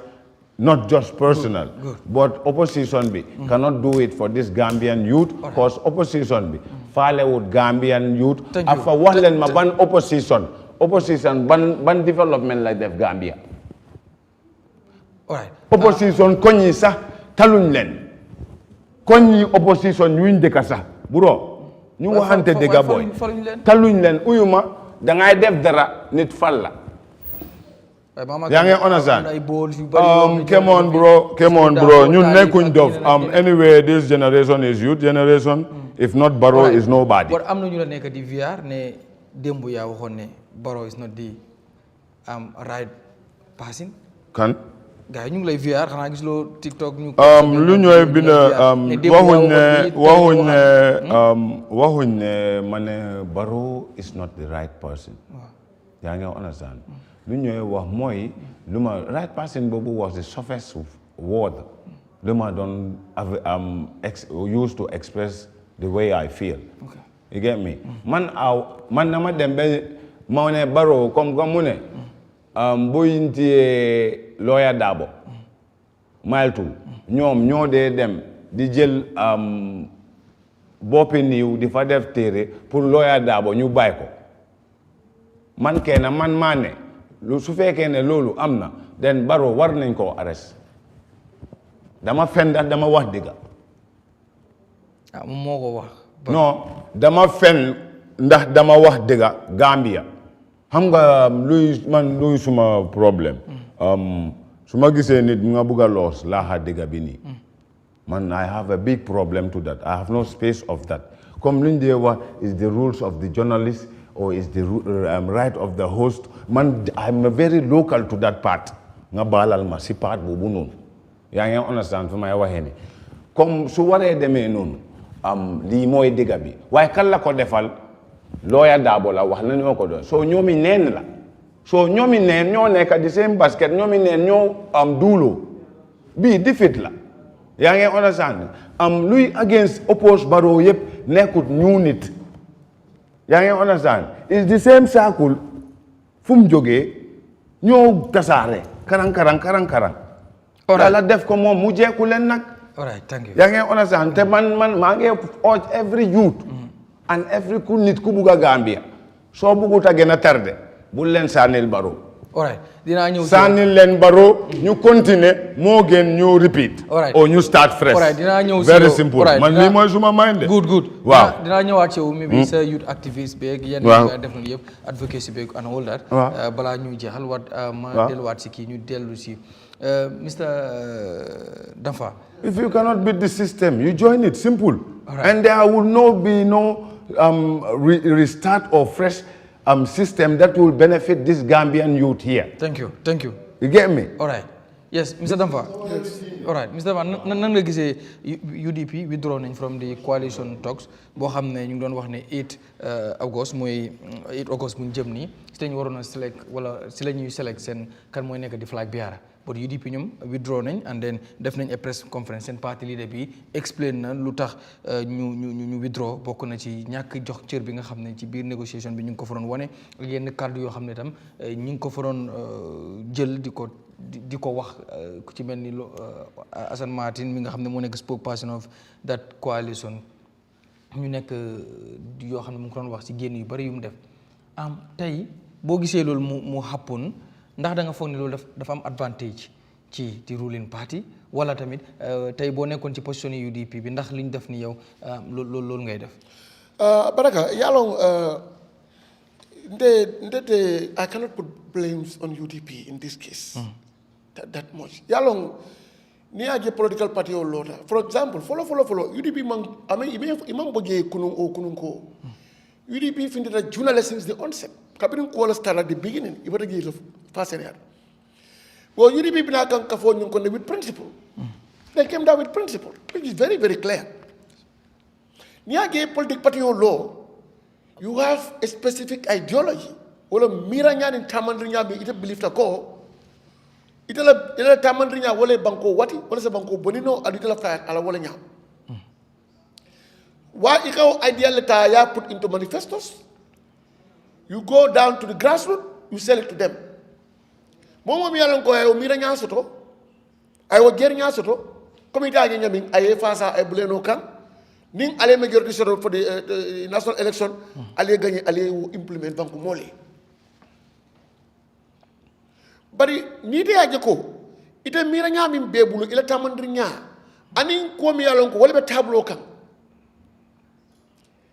itamandri nyal man killing o ni de la miro fatata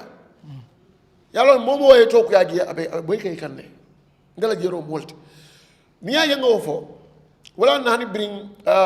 mama kandela ko nga bambandike wala ndi ko isela gere ya ken wala kunu bi yena aje ko okay maybe kari ngamin to kanu afalin dal o abe ayin do kele because harma di way buka be keno moy mi yalon ka ko tan la ko bela bari for example ni ku tang dima moy ku lulu kay woroke fula saba o mala mistake oti you accept and support him maybe defana ni nafa ila fata kan sabol ning nano min to koma ase falin no but if jump for ngale belon ko magana then it has to no. All right, since the onset ndanga la ko coalition atita akoy tanal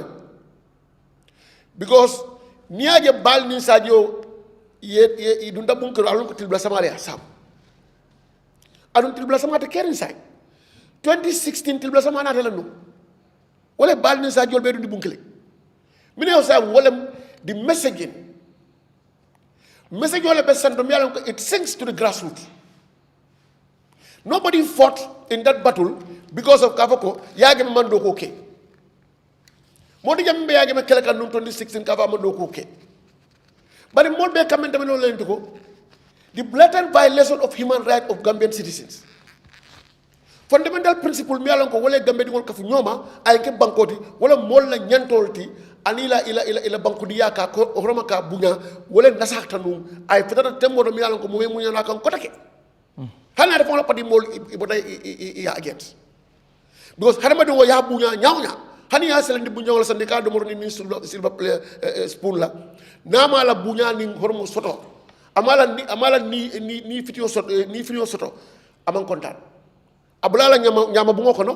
ayala ni dia soto ge ala ni tan ko soto ge ayala bunya soto ge because harama do ni woye abe bunya renne ala mi harama do dada ay wala fo akola kat karam na bani adam harama do be bunya renne muslimo tan abele bo bunya koto so ni harama do doya dron isita no kan do inata benna hanna de kala fa be kay hani do ni ko ni yaka inata benna so wala no wolum mol be kafta nyoma 2016 pati ngarnon kolu hanni be man kaf nyola nyawnya but the majority kafta nyoma because coalition lo nyim manke pati be man trage jidi si man tranu nge bar wo nyawnya amam fail no because minam wolum gambe dingol be sulari minna wala mi ko niyo kanandi because that was the existential threat to their fundamental human right so be kafta nyoma dron ye coalition wala candidate support ya bondia but be what caring. What will be their message? It's not happening.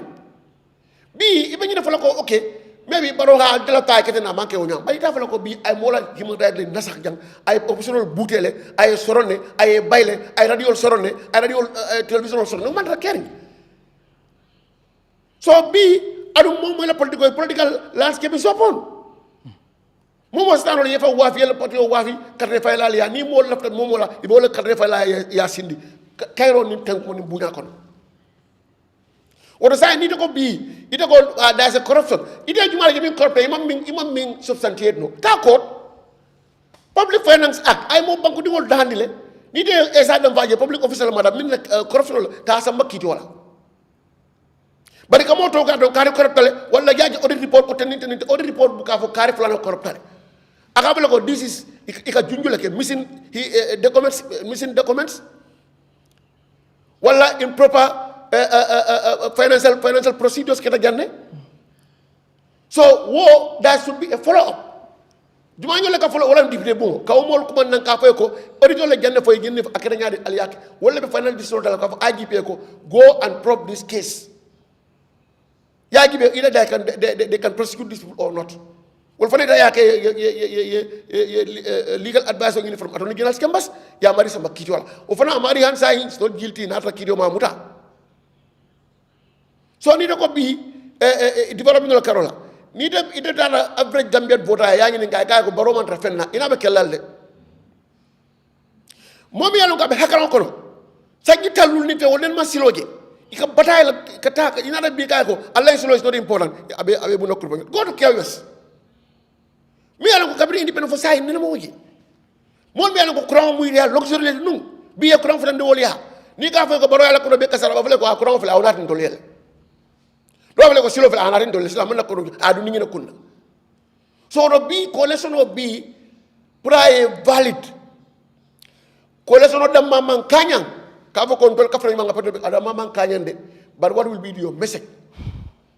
ni na ra gibe ngi coalition 2016 la formation la yalong abe ngofla la tema kajala la ngofla la tema wala mtalibti aning honorable dabo abagi la tema de and these two are in a different side of the coin mi yalon ko buka ñoo jeno so min bi jawlaynti ko ni UDP na da yaje boy ko ndol be lafrin nga kaf ñoma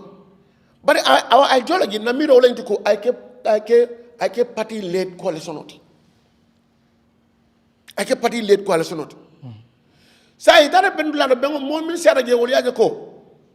ila ta candidate led coalition wala UDP ko wassalam al continue ndanga findi ndafa nan nim party mi yalon ko ila tan ideology la ñako man nga la ñoka sa what is wrong with that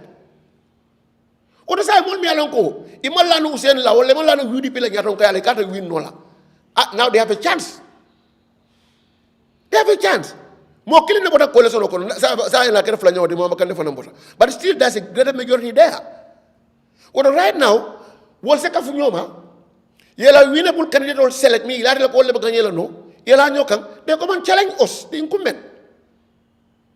sa mbe ngata mat se ko ngata gambe di ngol ya that's the fact but kana ka je ko dol kamin comment ka ko UDP la na fen ko tinya ito le ko le solo no wo ngamna ko wo they are overlooking thank you the UDP sovereignty as a party la sovereignty as a party so min kuma da je ndol yanyin garo min ke kaje senandi about us ka ba ko fo ko di atan to le faman di andi ay febo as incumbent as NPP supporter ndol be pareden ne bulu ba mara santo duma hani fonyo kono be pareden hani fonyo kono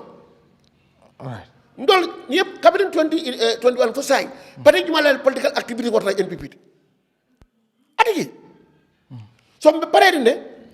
momo nata ina ta nyaaw nya fo ko le solo le bambu fay kunkili nalamba ina ta nyaaw nya be pareden ke handle and we will handle you appropriately nin luala nin cartela nin gagnela mi yalon ko anene man so dañu banko history to inshallah be pare do alright thank you so woto be min fola do wolenti ko ni UDP fintira coalition kono yes wo mi la right leti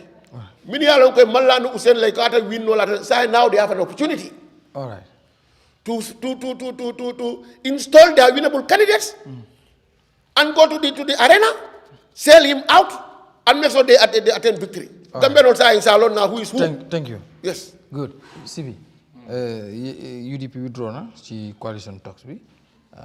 ndax loolu du indi jafe-jafe ci coalition bi ngeen bëgg a samp ndax coalition boo samp boo xam ne UDP nekkul bokkut fa ak UDP niñ koy waxee nombas yum am maanaam boo xoolee si élection yum jàll yëpp amul benn élection bu mu jàll boo xam ne ndombam si nekkul di kii nu mu génnee noonu ndax du affect comme coalition bi and also yow ban jàngat nga gis ci mbir mi ndax gis nga press conference bi seen party leader bi explanation bi mu joxee reasons yi tax ñoom ñu génn from that negotiation.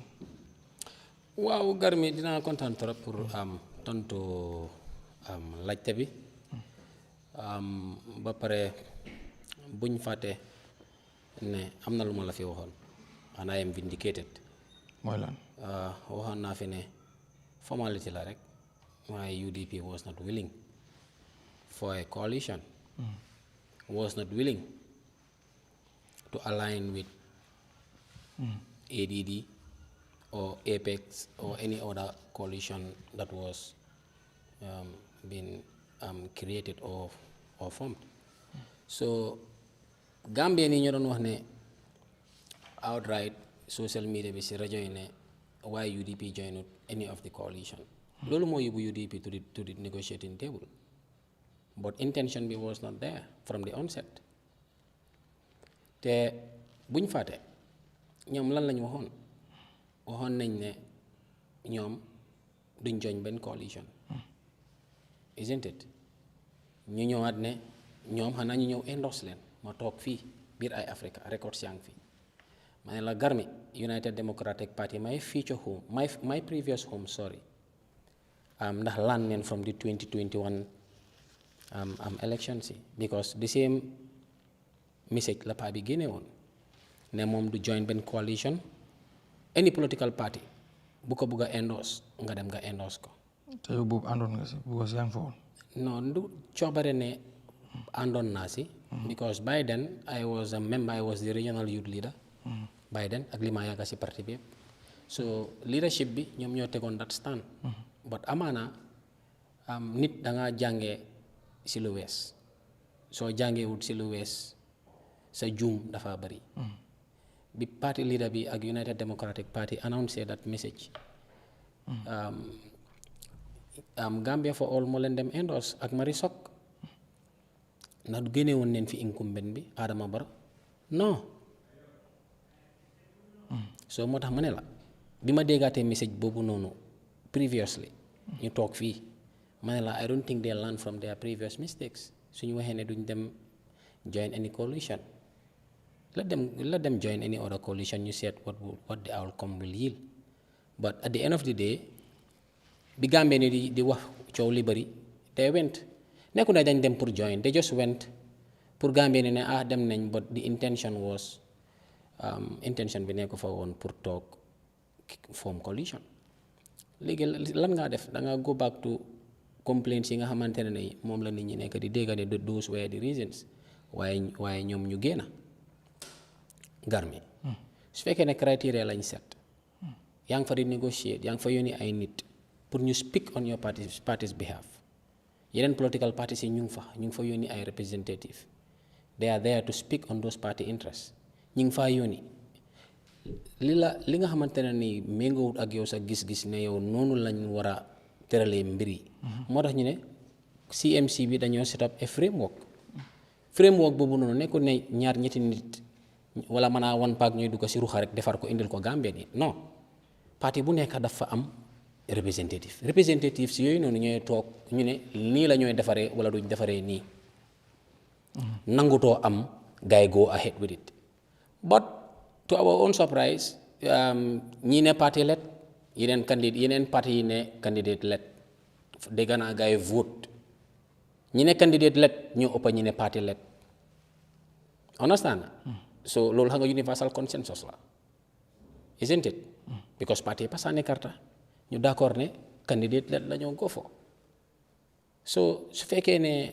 amul dara loo xamante ne ni Garmi bu dee Gambie nga bëgg a save man gëm naa ne dañu war a put suñu difference yi aside buñ toppa personal interest ñu seet interest yi réew mi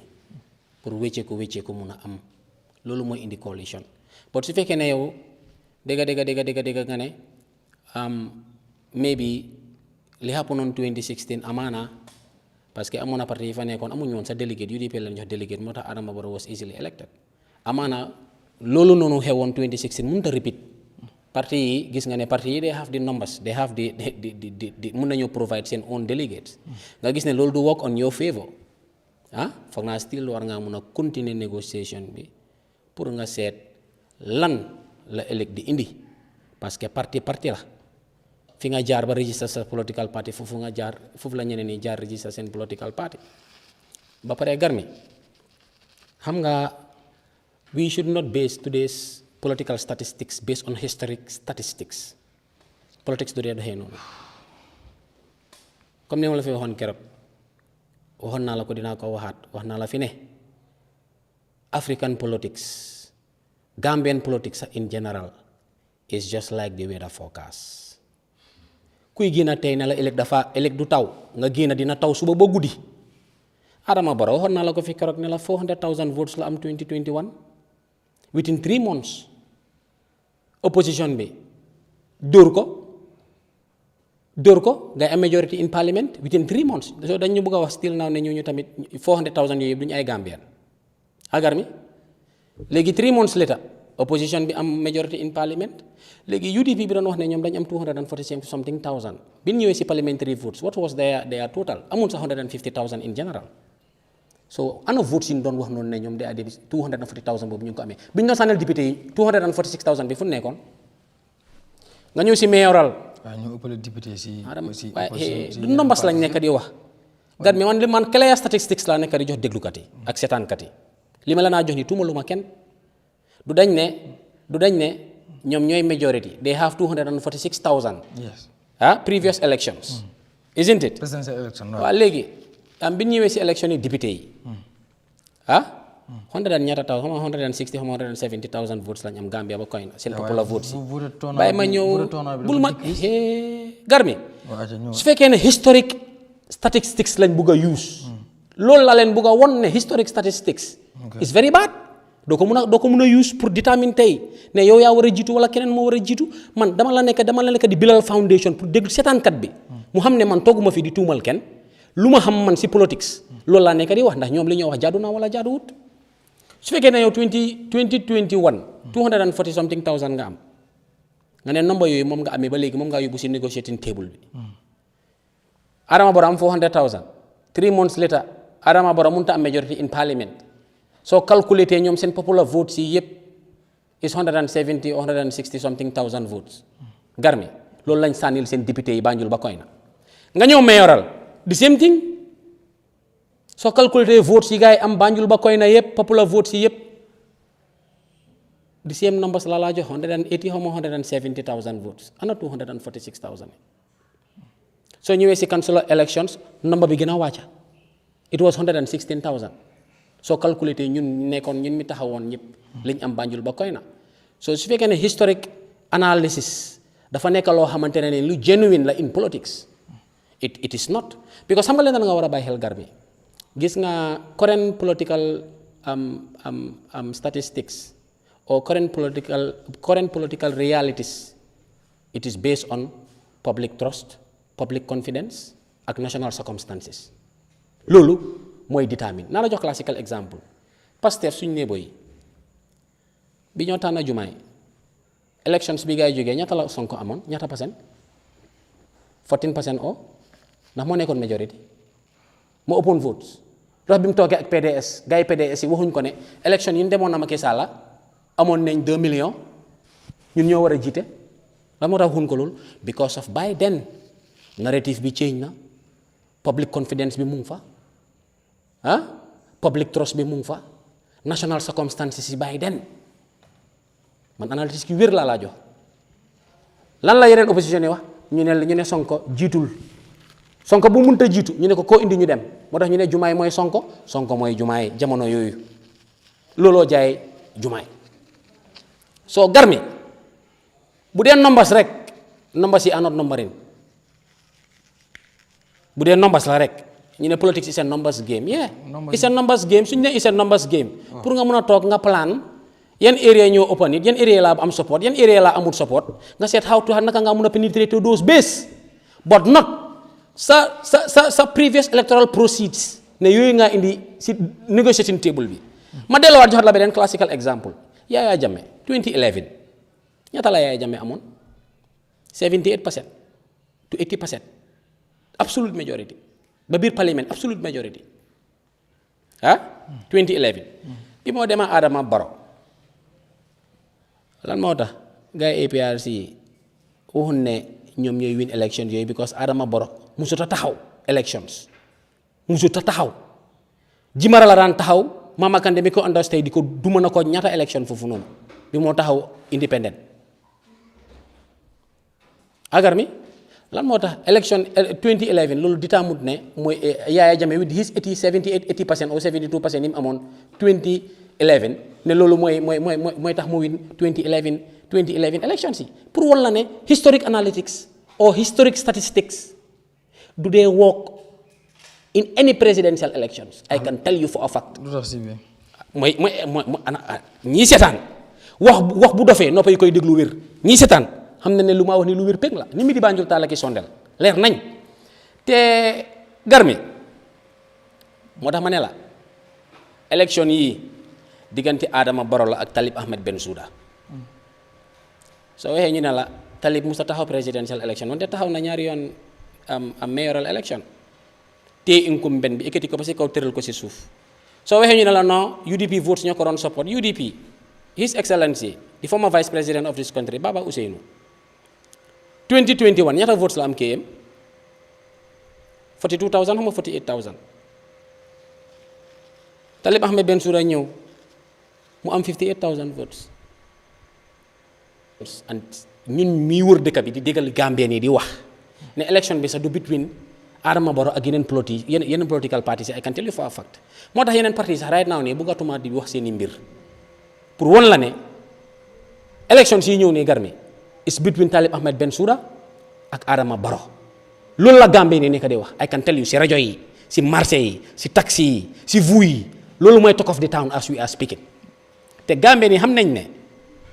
Talib Ahmed Bensouda daf fay génnee Adama Barrow décembre waxoon nañ ne balaa septembre party leader waxoon na ko Talib Ahmed Bensouda waxoon na fi ne before September Unite Movement will be the biggest political party in this country te def nañ fi loo xamante ne ni benn political party defu ko. mooy ñu form political party within 6 months ñu feesal buffer zone organise successful congress am structures from Banjul to Koyna 53 constituency structures yëpp ñu taxawal leen bu nekk am 34 executive members ñoom 120 wards in this country 120 wards yooyu noonu ward structures yëpp am 24 executive members ak seen advisor yi. nga ñëwaat the only political party boo xam ne dafa am village structure 1982 villages ñoo nekk si biir Gambia I can tell you 85% are completed amul benn political party bu gën a structure the United Movement for Change te dinaa la ko wax congress fi ñu demee di fa defee congress su passé United Democratic Party ban parti nga gis mu organise fa congress muy Jammeh Hall feesal ko nga indi 1600 delegates from all over the country amun si loolu man as the national youth president congress bi ma organise ne am na political party sax mën nañoo organise congress bu mel noonu bu bëree noonu nit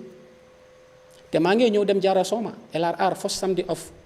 pour yébaane ko first Sunday of September maa ngi am 10,000 am youth rally biir Jara Soma pour won gars yi ne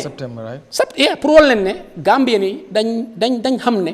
it resonates with them ki ko jiite ndaw la te musuma gis yonente boo xamante ne nii suñ borom bi mu ko jox maxaama bi am na ñeent fukki at yonent yi suñ borom sax buy tànn yonent dafa seet ndaw mu dénk ko leer bi soo man tey su ma bëggee dégg nit ñi naan am ndaw bi dafa nii wax ma benn yonente boo xamante ne ni am na 40 something years bi ko leer bi di feeñu wala am na 50 years or 40 something years wax ma nimal ma benn yonente boo xamante ne ni am na at yooyu na ba pare Garmi dama bëgg a daaneel because dégg naa dama faa ne suñ ne corruption as a citizen mun ngaa nii le fii Gambia is a replicate of banana republic fii soo nekkee si ruling party bi su la neexee sax nga enu kees si central bank bi di daw yow solal tisati NPP rek yaa ngi baax you get it fii the only government boo xam ne toog nga 10 years yow benn nit nga mus a prosecute for corruption benn nit ak lu audit report si di wax yëpp 1.2 billion dollars yi Guinée Central Bank auditor si see génnee ko mu jaral ko moom mu neexal ko pour def ko ministre ko ku bañ mu forcefully remove ko illegally kon ruling bi lu mu wax lan la ruling bi wax moo tax Gambia is the only country boo xamante ne dafa am ñaari auditor general as now ku nekk di receive salary auditor general di receive allowance si auditor general ak benefit si auditor general lan moo ko waral is corruption yow naka la auditor bi di waxee nag 1.2 billion dollars yi moo gën a central bank demut si benn ministry demut si benn budget line xaalis boobu fan la dem NPP is the only ruling party boo xam ne bi ci bu mu sasoo benn yoon la organise fundraising te boobu fekk na coow li bëri na boobu sampaneen seen bureau yi ñu ngi distribute ay pick-ups di distribute ay motorbikes xaalis bi fu mu jógee ñoom lañ dënk kees de ñoom lañ dënk kees si nguur ñoom lañ ko dënka di only political party boo xam ne there are villages in this country yoo xamante ne ñi amuñ ndox bu set ñoom ñuy jëndal ministre moto 5 million moto 11 million is only this government city scanning yi ndaw yi nekk si lopitaan bi pan 300,000 dollars yi moo ko war a jégal technicien bi war a jógee Sénégal ñu defar city scanning bi they neglected it waaye lan moo mujjee xew philanthropist moo ñëw donate ko few months later ñu ne yaay Adama Barrow dañ ko war a yóbbu medical check up ne ku ne dafa feebar wala dafa am high blood dafa daanu de medical check up xam ngeen luy medical check up dañ ko yóbbu pour seet wérgu yaramam ndax amul feebar yu bu waaj a feeñ ñu ngi préparer feebar yi balaa feebar yi di ñëw pour ñu teel koo detect loolu mooy medical check up so medical check up boobu noonu si saa si bind na request yi 3 million dollars yi pour yóbbu yaayam Dakar so ñun Gambie ni nga xam dañ ko sànnil karta pour mu defaral ñu lopitaan yu baax mu defaral ñu naka lañ ko dee waxatee yoon yu baax tax suñ ndaw yi mun a jàng yu correct moom yaayam feebar mu request 3 million dollars yi because of torosut suñ lopitaan bi xam na ne lopitaan bi amul marchandise yu ko yu mun a ceg yaayam ndax am na liñ ko cegal mu ngi fa wala nekkut fa bés boo leen demee bés xam nga bañ bés lay gëm ne ñun su lopitaan yi baax na bés boo fa demee nga fekk baroo ngee rang wala nga fekk ministre yi di rang te musuma dem lopitaan yi Gambia fii fekk fa ministre wala député bu rang moo laa won ne fu président bi ak cabinet am bi génnee xaalis pour 40 millions la xaw man lan créétal seen boppa pour ku feebar ñu bu la indee wala tooki waaye ñun Gambie nii ngay gis xale boo xam ne ngamam bi dafa néewi ñuy wër di ko utal donation. thank you loolu Gambie rek la am. all right yes ñaawru UDP génne nañ ci coalition talks bi and then gis nañ seen parti leader mu explain reasons yi tax ñu génn am na ñu bari itam ñeneen ñuy criticize ne UDP dañ mësut a dugg sax ndax xëy na dañ ko doon def rek for the sake of the public perception pour ne ok UDP bëggut coalition ñu dem yow da ban gis-gis nga jàmm nag nooy jàngatee kii bi wala da nga jàpp ne reasons yi parti leader wax are enough pour UDP war a mun a withdraw from the coalition talks. Jërëjëf Garmi, any sound thinking mind will say the same. Te naa fi leeral fii UDP musuta wax ne duñ bokk kenn coalition dañ am seen stand lu ñoo demee si coalition ne is going to be party led. Loolu na set. UDP has never closed its doors for political party you form alliances or coalition, but it's going to be party led. It's all the same. Nit ki lu nekk si yow soo demee si mbootaay sax soo toogee nga naa waxtaan lu nekk si yow nga dee wax buñ demee si coalition consensus building bi dañ laajte ñëwuñ rek ñu ne toble lii la ñoo def ku nekk dafa am luñ la laajte ñeneen ñi ñu ne candidate led ñeneen ñi ñu ne party led. UDP they understand some before we go in there. That is principle. I have a stance. Whether you sit with me or I tell you later or sooner, that is my stance.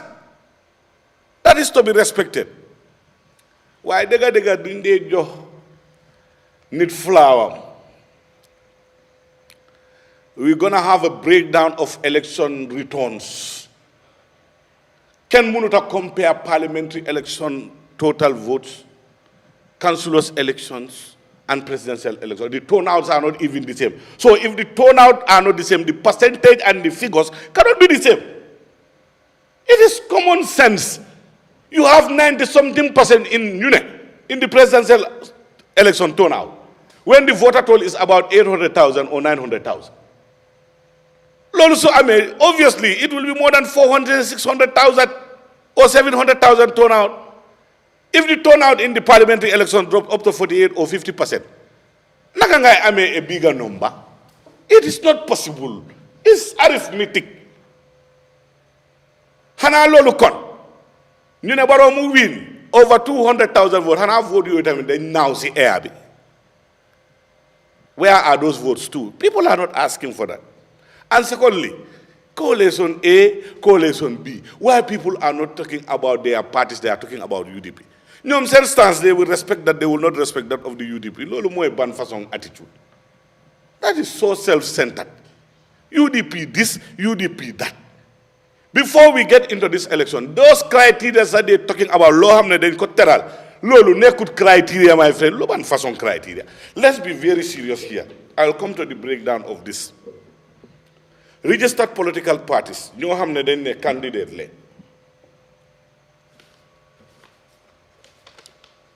GAN, ADD, UDP, PPP, APAP. It's 5 political parties, and they are registered. That is the question mark, registered political parties. But there are some political parties, they are not even registered. They want to decide for us. CSO Union Wafini, I will start naming them. Criteria, so a registered political party, field for registration, contest previous election, National Assembly members, councillors, mayors and chairperson, all of them is no, 0000. Nganenyu M. Forward Gambia movement. Gambia movement for progress. Gambia Sustainable Environment Movement. Patriotic Alliance for System Transformation, Emancipation through Functionalism, PASTEF. National Development Association and the Citizen Coalition for Change are not even non-profitable or non-government organizations who are registered, my brother. List in Gambia. They are not even NGOs. None of them can tell me tangibly what they've done and impacted in the social life of the Gambian people, and they call themselves civil society organization. In what capacity? And you want to dictate how selection should be done in selecting a candidate, or is going to be a party-led? Are we serious? What are the numbers that you put on the table? And you say numbers don't matter. It matters. And even all these political parties have been more bari PR bah na. Ñun parti bu am structure dañ ñu fekkal ñun ñu am superstructures. That's where you copy your structures from. You learn from the university. That's how you structure. You just change the nomenclature, some of the functions and some of the positions. Why you don't change nothing? It's something you found there, it is in existence. Ñun ku fi am structure nga am village nga am ward, so amé 85 ñun am nañ 98%. Ko am 98 ñun am nañ 100%. Pour one lane our preparedness. The UDP was not built for one electoral cycle. Since election boom commencé Gambia fi, whether we win or not, we always have our integrity intact and we will always come back and fill in candidates. What about ñoo xamné do len gis be presidential election su jotté nga dé xamné am nañ party? Are we serious as a country? What type of people are we going to be? What type of society are we all propagating and propaganding for? Nanyu wa dega. Xam nga naxate bi mo bari way you are not even an NGO who is registered. Your civil society organization activities is non-existent. Nga dega de coalition consensus bi nga ñew tok di ñu jox condition yow pan moral authority nga am pour ñu jox ñu authority. Yo, when it comes to being tested, being proven beyond reasonable doubt in integrity, corruption free, no leader bis Ousainou Darboe in all this, take it. You can't. ñoom am nañ seen dossier nañ toog ñu am. If they think UDP or Ousainou Darboe is not winnable, now they have an opportunity. Let them have their winnable candidate. But we will also look for political parties, and our doors are open with people who believe in our ideology that we can work with. We have never condemned that, and we've never disputed that, and we've never said that is not going to happen. Why you want to micromanage a situation, you bring in criteria that are non-existent. Criteria you hamne, the people who you said are your spokesperson and whatever you call them, have already aligned with an individual amongst that group that we're talking about. Asante Martin is even going to the extent of interfering in our political party the way we should select, telling us that if you bring maybe Larry Sisse or Dr. Mane ngeen génne Ousainou Darboe moo gën loolu lu si sa yoon lu si yoonam moom spokesperson of the coalition openly endorses Talib fii and UMC, yes, openly supported him. That is conflict of interest. Dan ko xante dëgga yow balaa ngaa dugga sa you side with a side. Why notwithstanding your naka ngay defare yeneen yardstick yi, still you draw back to party structures again in your whatever principles that you write down in your committees and whatever. But I'm telling you, if you are not playing part politically, you cannot, at times you are a political association, you are not partisan. That is all possible. Some political movements are partisan. But some political movements are political, but they are not partisan. But you are not even participating. And you want to be part of the political discourse. You want to select for us, decide for us. UDP say hell no. You dey want and you joy. You joy because UDP, the idea is not to win only election. It's to have an impact on the livelihood of the Gambia. And UDP did that. In 2016, they're talking about, it was party-led. But after 2016, 2021, it was party-led. This one was candidate-led in 2016. But in 2021, it was party-led candidate. NPP was founded. They ran under the ticket. And President Barrow. So how can you kill political parties for candidates? That is not prudent. That will kill multi-party democracy. If all political parties don't have different ideas, but we have one common denominator, that is removing Adam Barrow, then muna talk ñu waxtaan. Waaye ñoom loolu du seen interest de. Political party Gambia, majority of them about them man na wana parewuñ. What ministerial post bu ñoo am lan la ñoo am ci quota suñu demee National Assembly kan mooy bàyyil kan. You bring nothing to the table, not funds, not human resources, no nothing. You just put on your tie and suit. You say I'm representing SOAA or SOB, and I come and decide for the UDP. UDP is not a party of handpicks or a party of novices. No. We did well.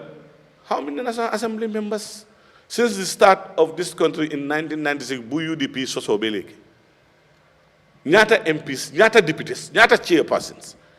nga ne dëgg-dëgg ñooñu ñoo war a em man naa yow suñ dépasse emuñ suñ size emuñ luñ am si député ak luñ am si vote emul ba pare man li ma dee jaaxal mooy if political parties are bluffing even of recent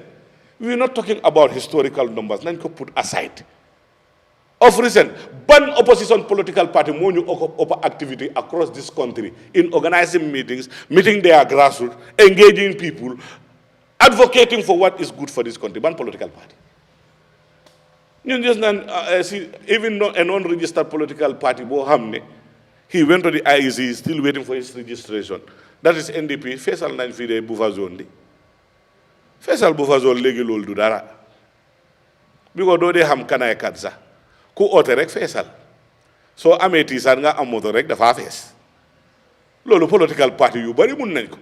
soo bee APP bu Essa Faal doon taxawal fii parti am def ko feesal de waaye est-ce que am na 50,000 votes across the country during the presidential election? No. Putting on a party T-shirt, going to a rally doesn't mean that that person is yours. If anybody understands the dynamics of Gambian policy, loolu tamit war nga koo xam weather forecast. Weather forecast. War nga mën a xam ne ñi nga foog ne sax ñu ngi si yow mun naa am nekkuñ si yow. But it can change anytime. So when that can change anytime, don't put that change only for one political party and you exonerate yourself. Nga ne yow sa boss. It's a different scenario.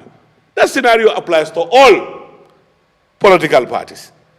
Because tey gis nañ ñoo xam ne nekkuñ doon NPP tey ñu ngi NPP.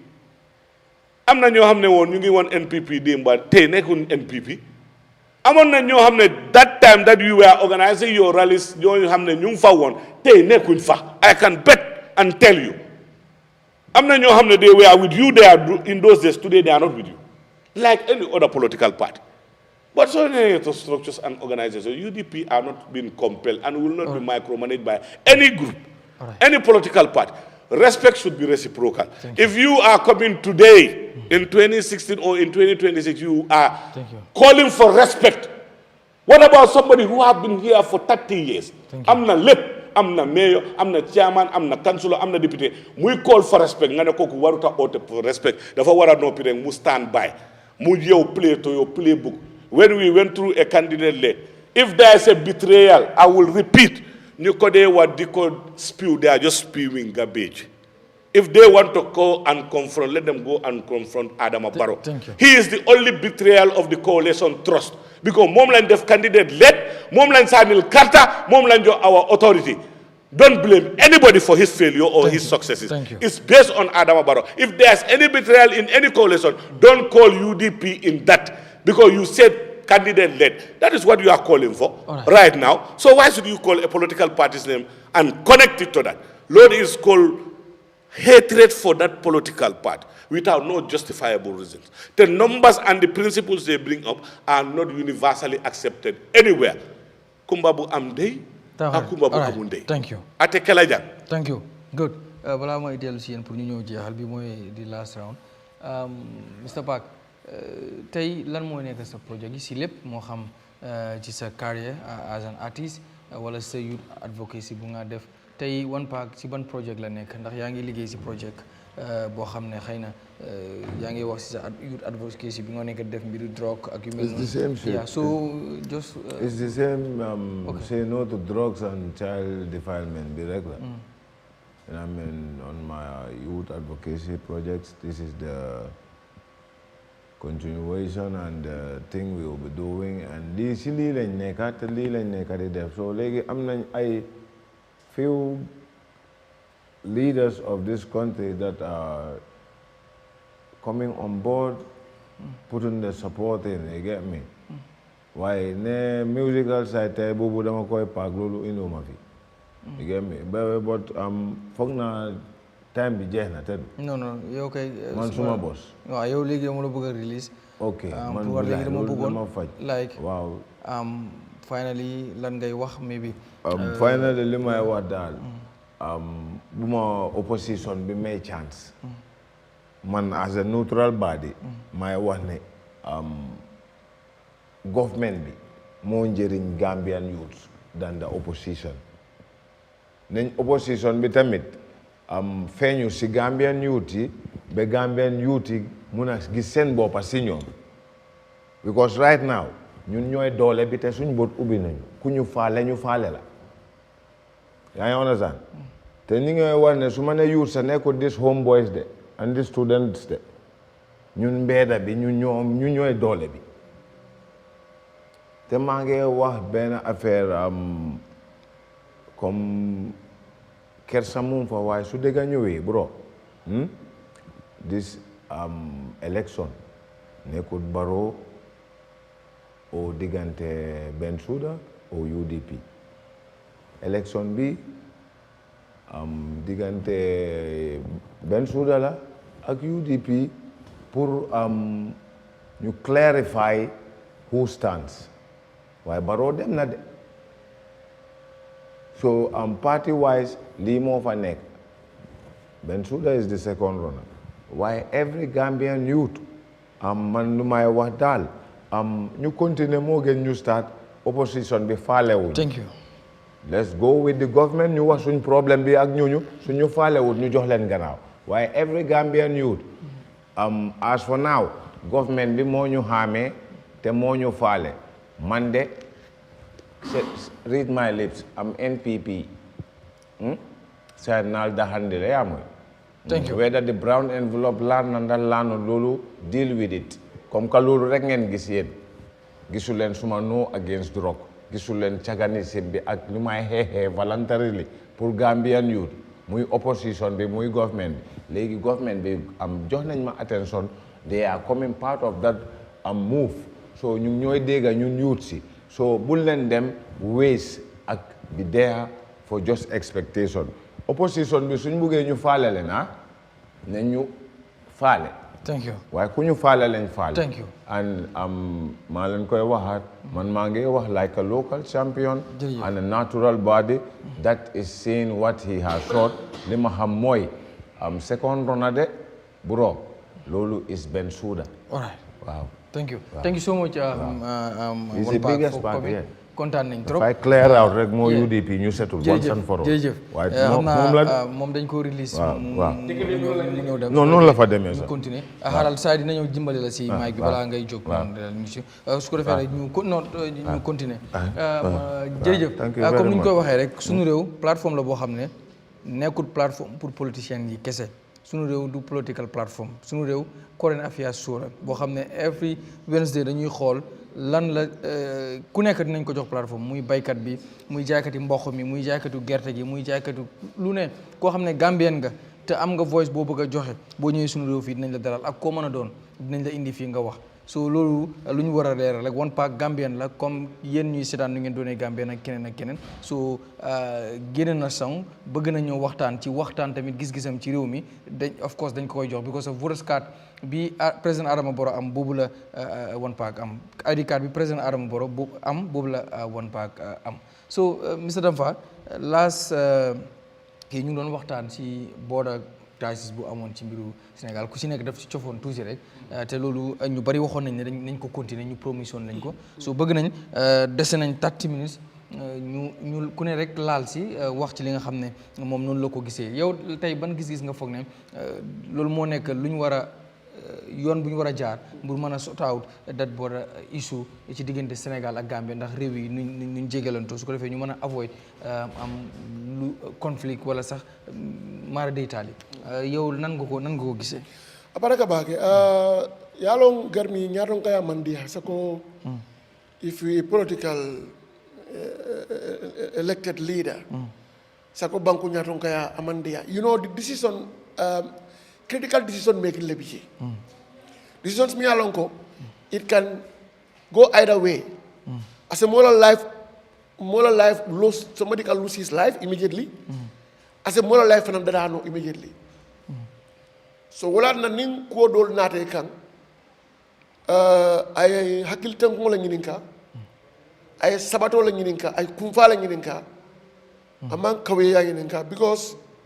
leadership is not about contest for popularity. It's about doing things what is right and composure. Okay, Gambia and Senegal, unlike any other in Africa, we've seen it happening in many countries. They share borders, crisis here and there. But the dunia kono mbete momento dunia eko kulong luale bala. Oto bimbete momento kuo buka tamani sembola. Sembe kuo bandale fereng. Wala na bankoli la kafol lo. Kafol min buko ECOWAS. Kafol min buko United Nations. Kafol min buko Commonwealth. Kafol min buko Francophone. ñun be ka ñene wala pour halama do sa signo kan hormone buña ko ila ñanto ye buña ay respect ay tanka be bu ndado fole ICJ International Court of Justice wala do ko minute anila mandate mo minute wala mu ka kitiol tay bankol tema mu la ko ye problème so do mi yalla ko da mama teno ni ECOWAS dibe janni ECOWAS binala mi kafo mi ECOWAS wulu aning AU for that matter sorry African Union genna kana kafo mi African Union wulu wala OAU Organization of African Unity wala folo sotota wo OAU yamina kambe sarti landi bankol la mi yalla koy bodal sea pour betar la ñaadi le post independence Africa. Again, can you go boundaries? You'll be yamming. Nanel be yamming during the colonial era, during the colonial period. After attainment of our selfhood, we nanel ngende terla wol nyam yetu nyam ekane ma. Misal fe ning Gambia ni Senegal nanel be yamming. France la wato ani angale la wato. Woto wo nanel la ngente respect la. Wo nanel la ngente lola. Ning Senegal ya la bankota ni wada na Gambia fana la bankota odo ñinam OAU la sartoti anu sartola mi yalla ko wala be tamaka odo ni wobe kering min kumata bi ñim banko flol tema wala diplomacy wala kachati wala ñom moyoti kaje ko kanyim border crisis ni ka settle amicably and peacefully but it's not about confrontation it's not about aggression. It's not about provocation. Nimbeka escalation le sabu natra ko min keda block natra ko min Gambia so gerolu imantani hakilola imantani kufala ani restrain nka min fo bi ndaw fola bari ala yake Gambia so gerolu iman jote ya mo min ka fe ko jotare male kam min fo I said it emphatically mol la muy dim yalla ñite bela so ko ne ila ko da ko moye pare kam kelola thank you ana dela ko ko ani gorangol ita mangina sona kelo ke wolu mangina sona wala thank you make so kelo kanake kayro maintain until and unless ifana yalon ko amutale sa ifana ire pare all right ni kube kelo wose ke bar genno tem wala ndiko banku flolu be ñoo je kanne président way special envoy wilin lekata Sénégal adi diamutale adu fana Sénégal o Gambia Federation fana be willa ko la kaje ko Ninko ya trash out once and for all because a committee tani nalal. Thank you. Senegal la declaration o imintani wolen ko they wrote a letter. Nindula la kola manke bidi so sa me for the government authority and Senegal authority let them sit on the table. Thank you. Yeah, ko nyin trash out once and for all. Cairo is tabati because even diplomacy give kan tamu banta bari. In diplomacy there's a three type of diplomacy in international relation. You have a track 1, track 2 and multi-track. Track 1 wala government to government, state to state. Track 2 wala people to people. Track 3 wala nyimmo flow state to people, people to state. Oto people to people niya give government Senegal tema we are all one na bon mi kafu awara battle. Oto fitno man kun de malte ma mo kilo mo lamenti. Msaje ko ngakol tama thank you very much abar. Sibi mbir mi keroog startoon nañ ko waaye time bi daf ñu xojoon comme ni ñu xojee waat nii rek waaye mën nga ci laal tuuti nga yow joxe ci yow sa gis-gis xam nga fii tamit du plateforme boo xam ne dañuy ñëw rek wax problème rek boo xaj pour indi tamit solution nan nga jàpp ne moo war a doon solution bi ñaari government yëpp war a def wala yow tey boo war a advice te government nan nga foog la war a doxee bi soo gis nañ benn image bu génn di ministre of foreign affairs dem na gisee ak président bu Sénégal bi am na kayit yoo xam ne gis nañ jébbal nañ ko muy protest paper boo xam ne jox nañ ko di Senegalese président ñu yaakaar ne dinañ ci waxtaan comme ci wàllu diplomatie ngir mën ko saafara tey yow nal nga foog moo doon solution bi ngir ñu saafara ko ci jàmm ndax li xew noonu bu xewaatee musiba mën naa am waaw ngar mi dafa delluwaat rek back to fii His Excellency Sadara Kairaba Jawara yal na suuf sedda si kawam moo Léopold Sédar Senghor yal na suuf sedda seen kaw bi maritime issue bi happen on bi Gambia just nekk moomee boppam 1972 bi Gambia nekkee république ñu am issue si géej gi diggante nappakat yi mu nekkoon problème bilateral treaty moom la ñaari réew yi sign on foog naa it was in June 1975 si la gars yi sign bilateral treaty bi nga xam ne Sénégalais yi dañ nangu ni ñoom géej gi boo demee ba longitude and latitude nangam foofu la Sénégal am boo demee ba longitude and latitude nangam fa la Gambia dooree si biir géej gi dañ ko setul amicably garmi ba pare ñun mi nga xamante ne ni ñoo nekk politicians yi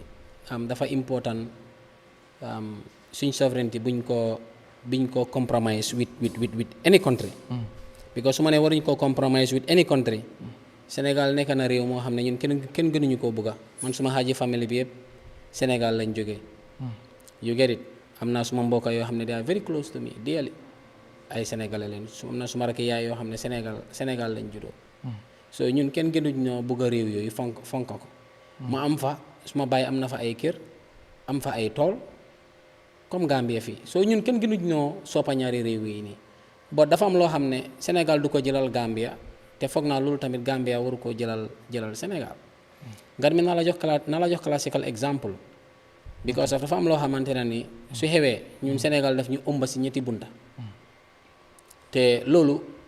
dafa nekk loo xamante ne ni security wise ñun dañ soxla Sénégal si beneen boor bi tamit security wise Sénégal dafa soxla Gambia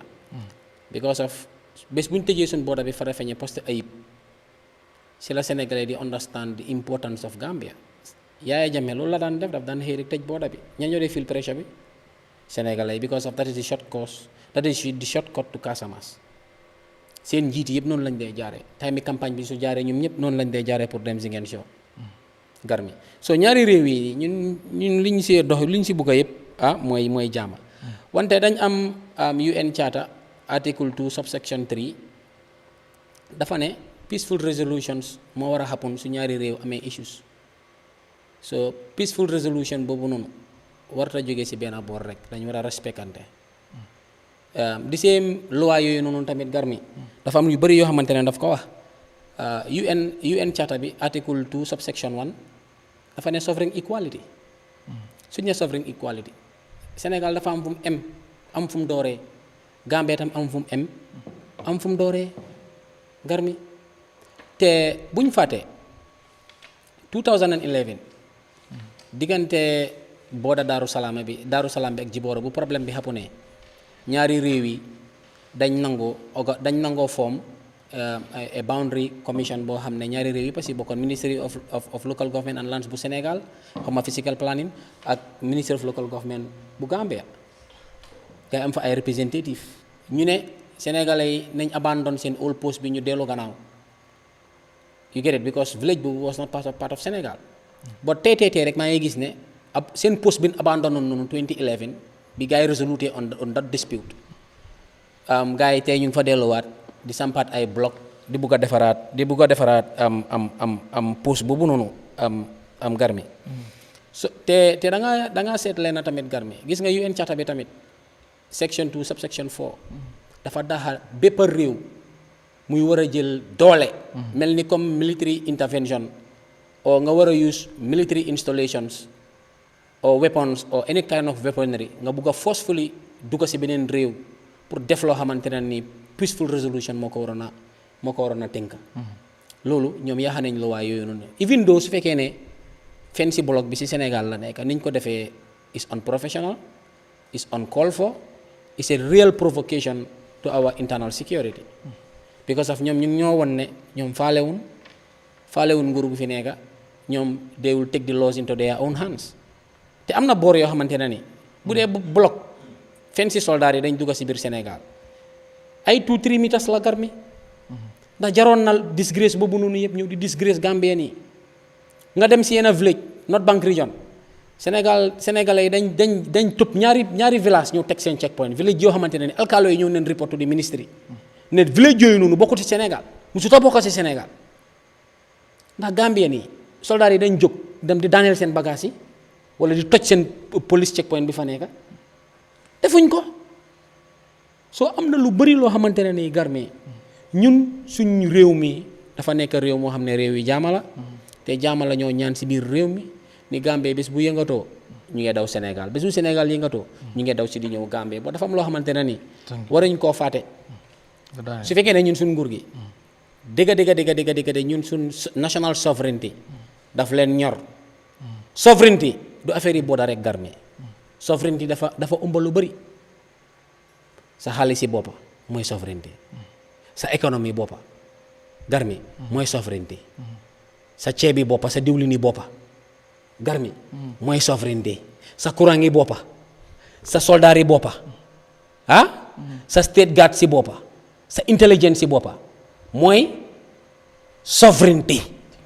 waaye yow tey soo xoolee ñun suñ nguur gi agar bi ñan ñoo fi nekk ba léegi ECOWAS Adama Barrow ñan ñoo ko dee garde ñi ko wër ñooñu su passé Muntaga mi dee nekk si gannaawam Mr Ñang la xaw something Ñang mi dee nekk si gannaawam dat otle la xaw ma lifin la ki dee nekk si gannaawam téye suitcase bi su passé kooku kontel ma benn Gambien bu nekk si close protection unity Adama Barrow ñëpp ay sénégalais leen. Thank you. beneen mbir bi intelligence soo ñëwee si intelligence Gambia rely all their intelligence on Sénégal. courant bi ñaata mégawatt moo dee jógee Sénégal. so ñoom suñu waree dem si negotiating table bi ak Sénégal what value will they add. ndax sénégalais sax dina leen jox seen noppay soo moo tax réew da nga koo jox koo xam ne dafa pare pour sa lépp mu indépendant. Gambie di générer courant yi boppam Gambie am own sécurité boppam bés bu Sénégal defoon lii te seen sécurité yi nekku fi ni kon Adama Barrow si boppam li national issue la national crisis la moom si boppam moo waroon a génn joxe statement wante nu mu fa demee naka la fa demee Barrow dafa yeb Gambien yi. all right thank you Sibi Mr Koma sorry lan mooy sa réaction ci mbir mi and ban solution ngay propose to this issue boo xam ne ñu solve for once and for all ndax mbiru border issue moom foog naa wartu xaj diggante Sénégal ak Gambia. That is like it's disappointing dama ko ñaawlu torop because luñ dee oote su nekkee ñun luñ dee oote ñu ni neen loolu moo fi nekk ne ku nekk Gambie am nga bokk Sénégal ku nekk Sénégal am nga bokk Gambie kon Sénégalais yi luñ def loolu is overstepping their boundary waruñoo def loolu li ma jaaxal mooy ne over the years xanaa kañ la Sénégal xam ne foofu is part of Sénégal bi di because loolu buñ ko doon sampa ñoom ñu ngi koo gis buñ ko fa defee yëg nañ ko même egga fu mu egga noonu xamuñ ne waaye sooy waxaa nit tamit dafa am nguur dafa am lu moo doxee doo ñëw rek dëgga Gambian professional soldiers we are very professional. I will commend them for the attitude they display. But ñii bu ñëwee di didn't come for negotiation, they came with full gears for war. It didn't just spill saraha ñaan rek. Why it all goes back to the political will. That is the leadership. Jël nga Sénégal Gambia mosuñu am leader boo xam ne dafa yaafus when it comes to our border. Sadawara Kawara Bajawara Bogana Yomba Kojis Mogana one when it comes to the territorial integrity of the Gambia, he'll stand and say no. Lord had Confederate Army being def kotas. The Confederate Ministry, Mutasco, Munakuneka when them on their own. Because when you look at this country, it is sad. 11,300 really 4,361 to 4,400 square meters of land. But it's shrinking. Daily, if you ask now, successfully now 10,500 and something, 38 square kilometers. What is the initial 11,100 square meter? Follow them. Because it has been encroached on daily basis by the Senegalese people. And that's not good. Land area, so whole Gambia, you know, because when you look at the width of the country, it's about 15 to 30 miles. Actually, 11.1 5 is all water. That is the river Gambia. So ñun ñoo dëkka te ñun dëgga man xam naa leen we Gambians we love Senegalese. We intend all the best for them. But at times the way they behave is like the brotherhood buñ dee oote benn side bi rek la nekk. Because su nekkee brotherhood bi ñu ni neen la loolu waruta jël dara because Gambian you have Senegalese military installations in this country at the highest office of the land. That is State House. ñooñu lan lañ la wayal yow yaa control State House bi di président moo nangu loolu is wrong. Sovereignty starts with the seat of government, that is State House. Waruta am. So you go what they think it is political, it is opposition talking. No. These are the issues you have. Key critical national informations are at the behest of the Senegalese authorities. It's a problem. To solve all these people, we need to go back to our colonial rulers. That is the French and the British, because they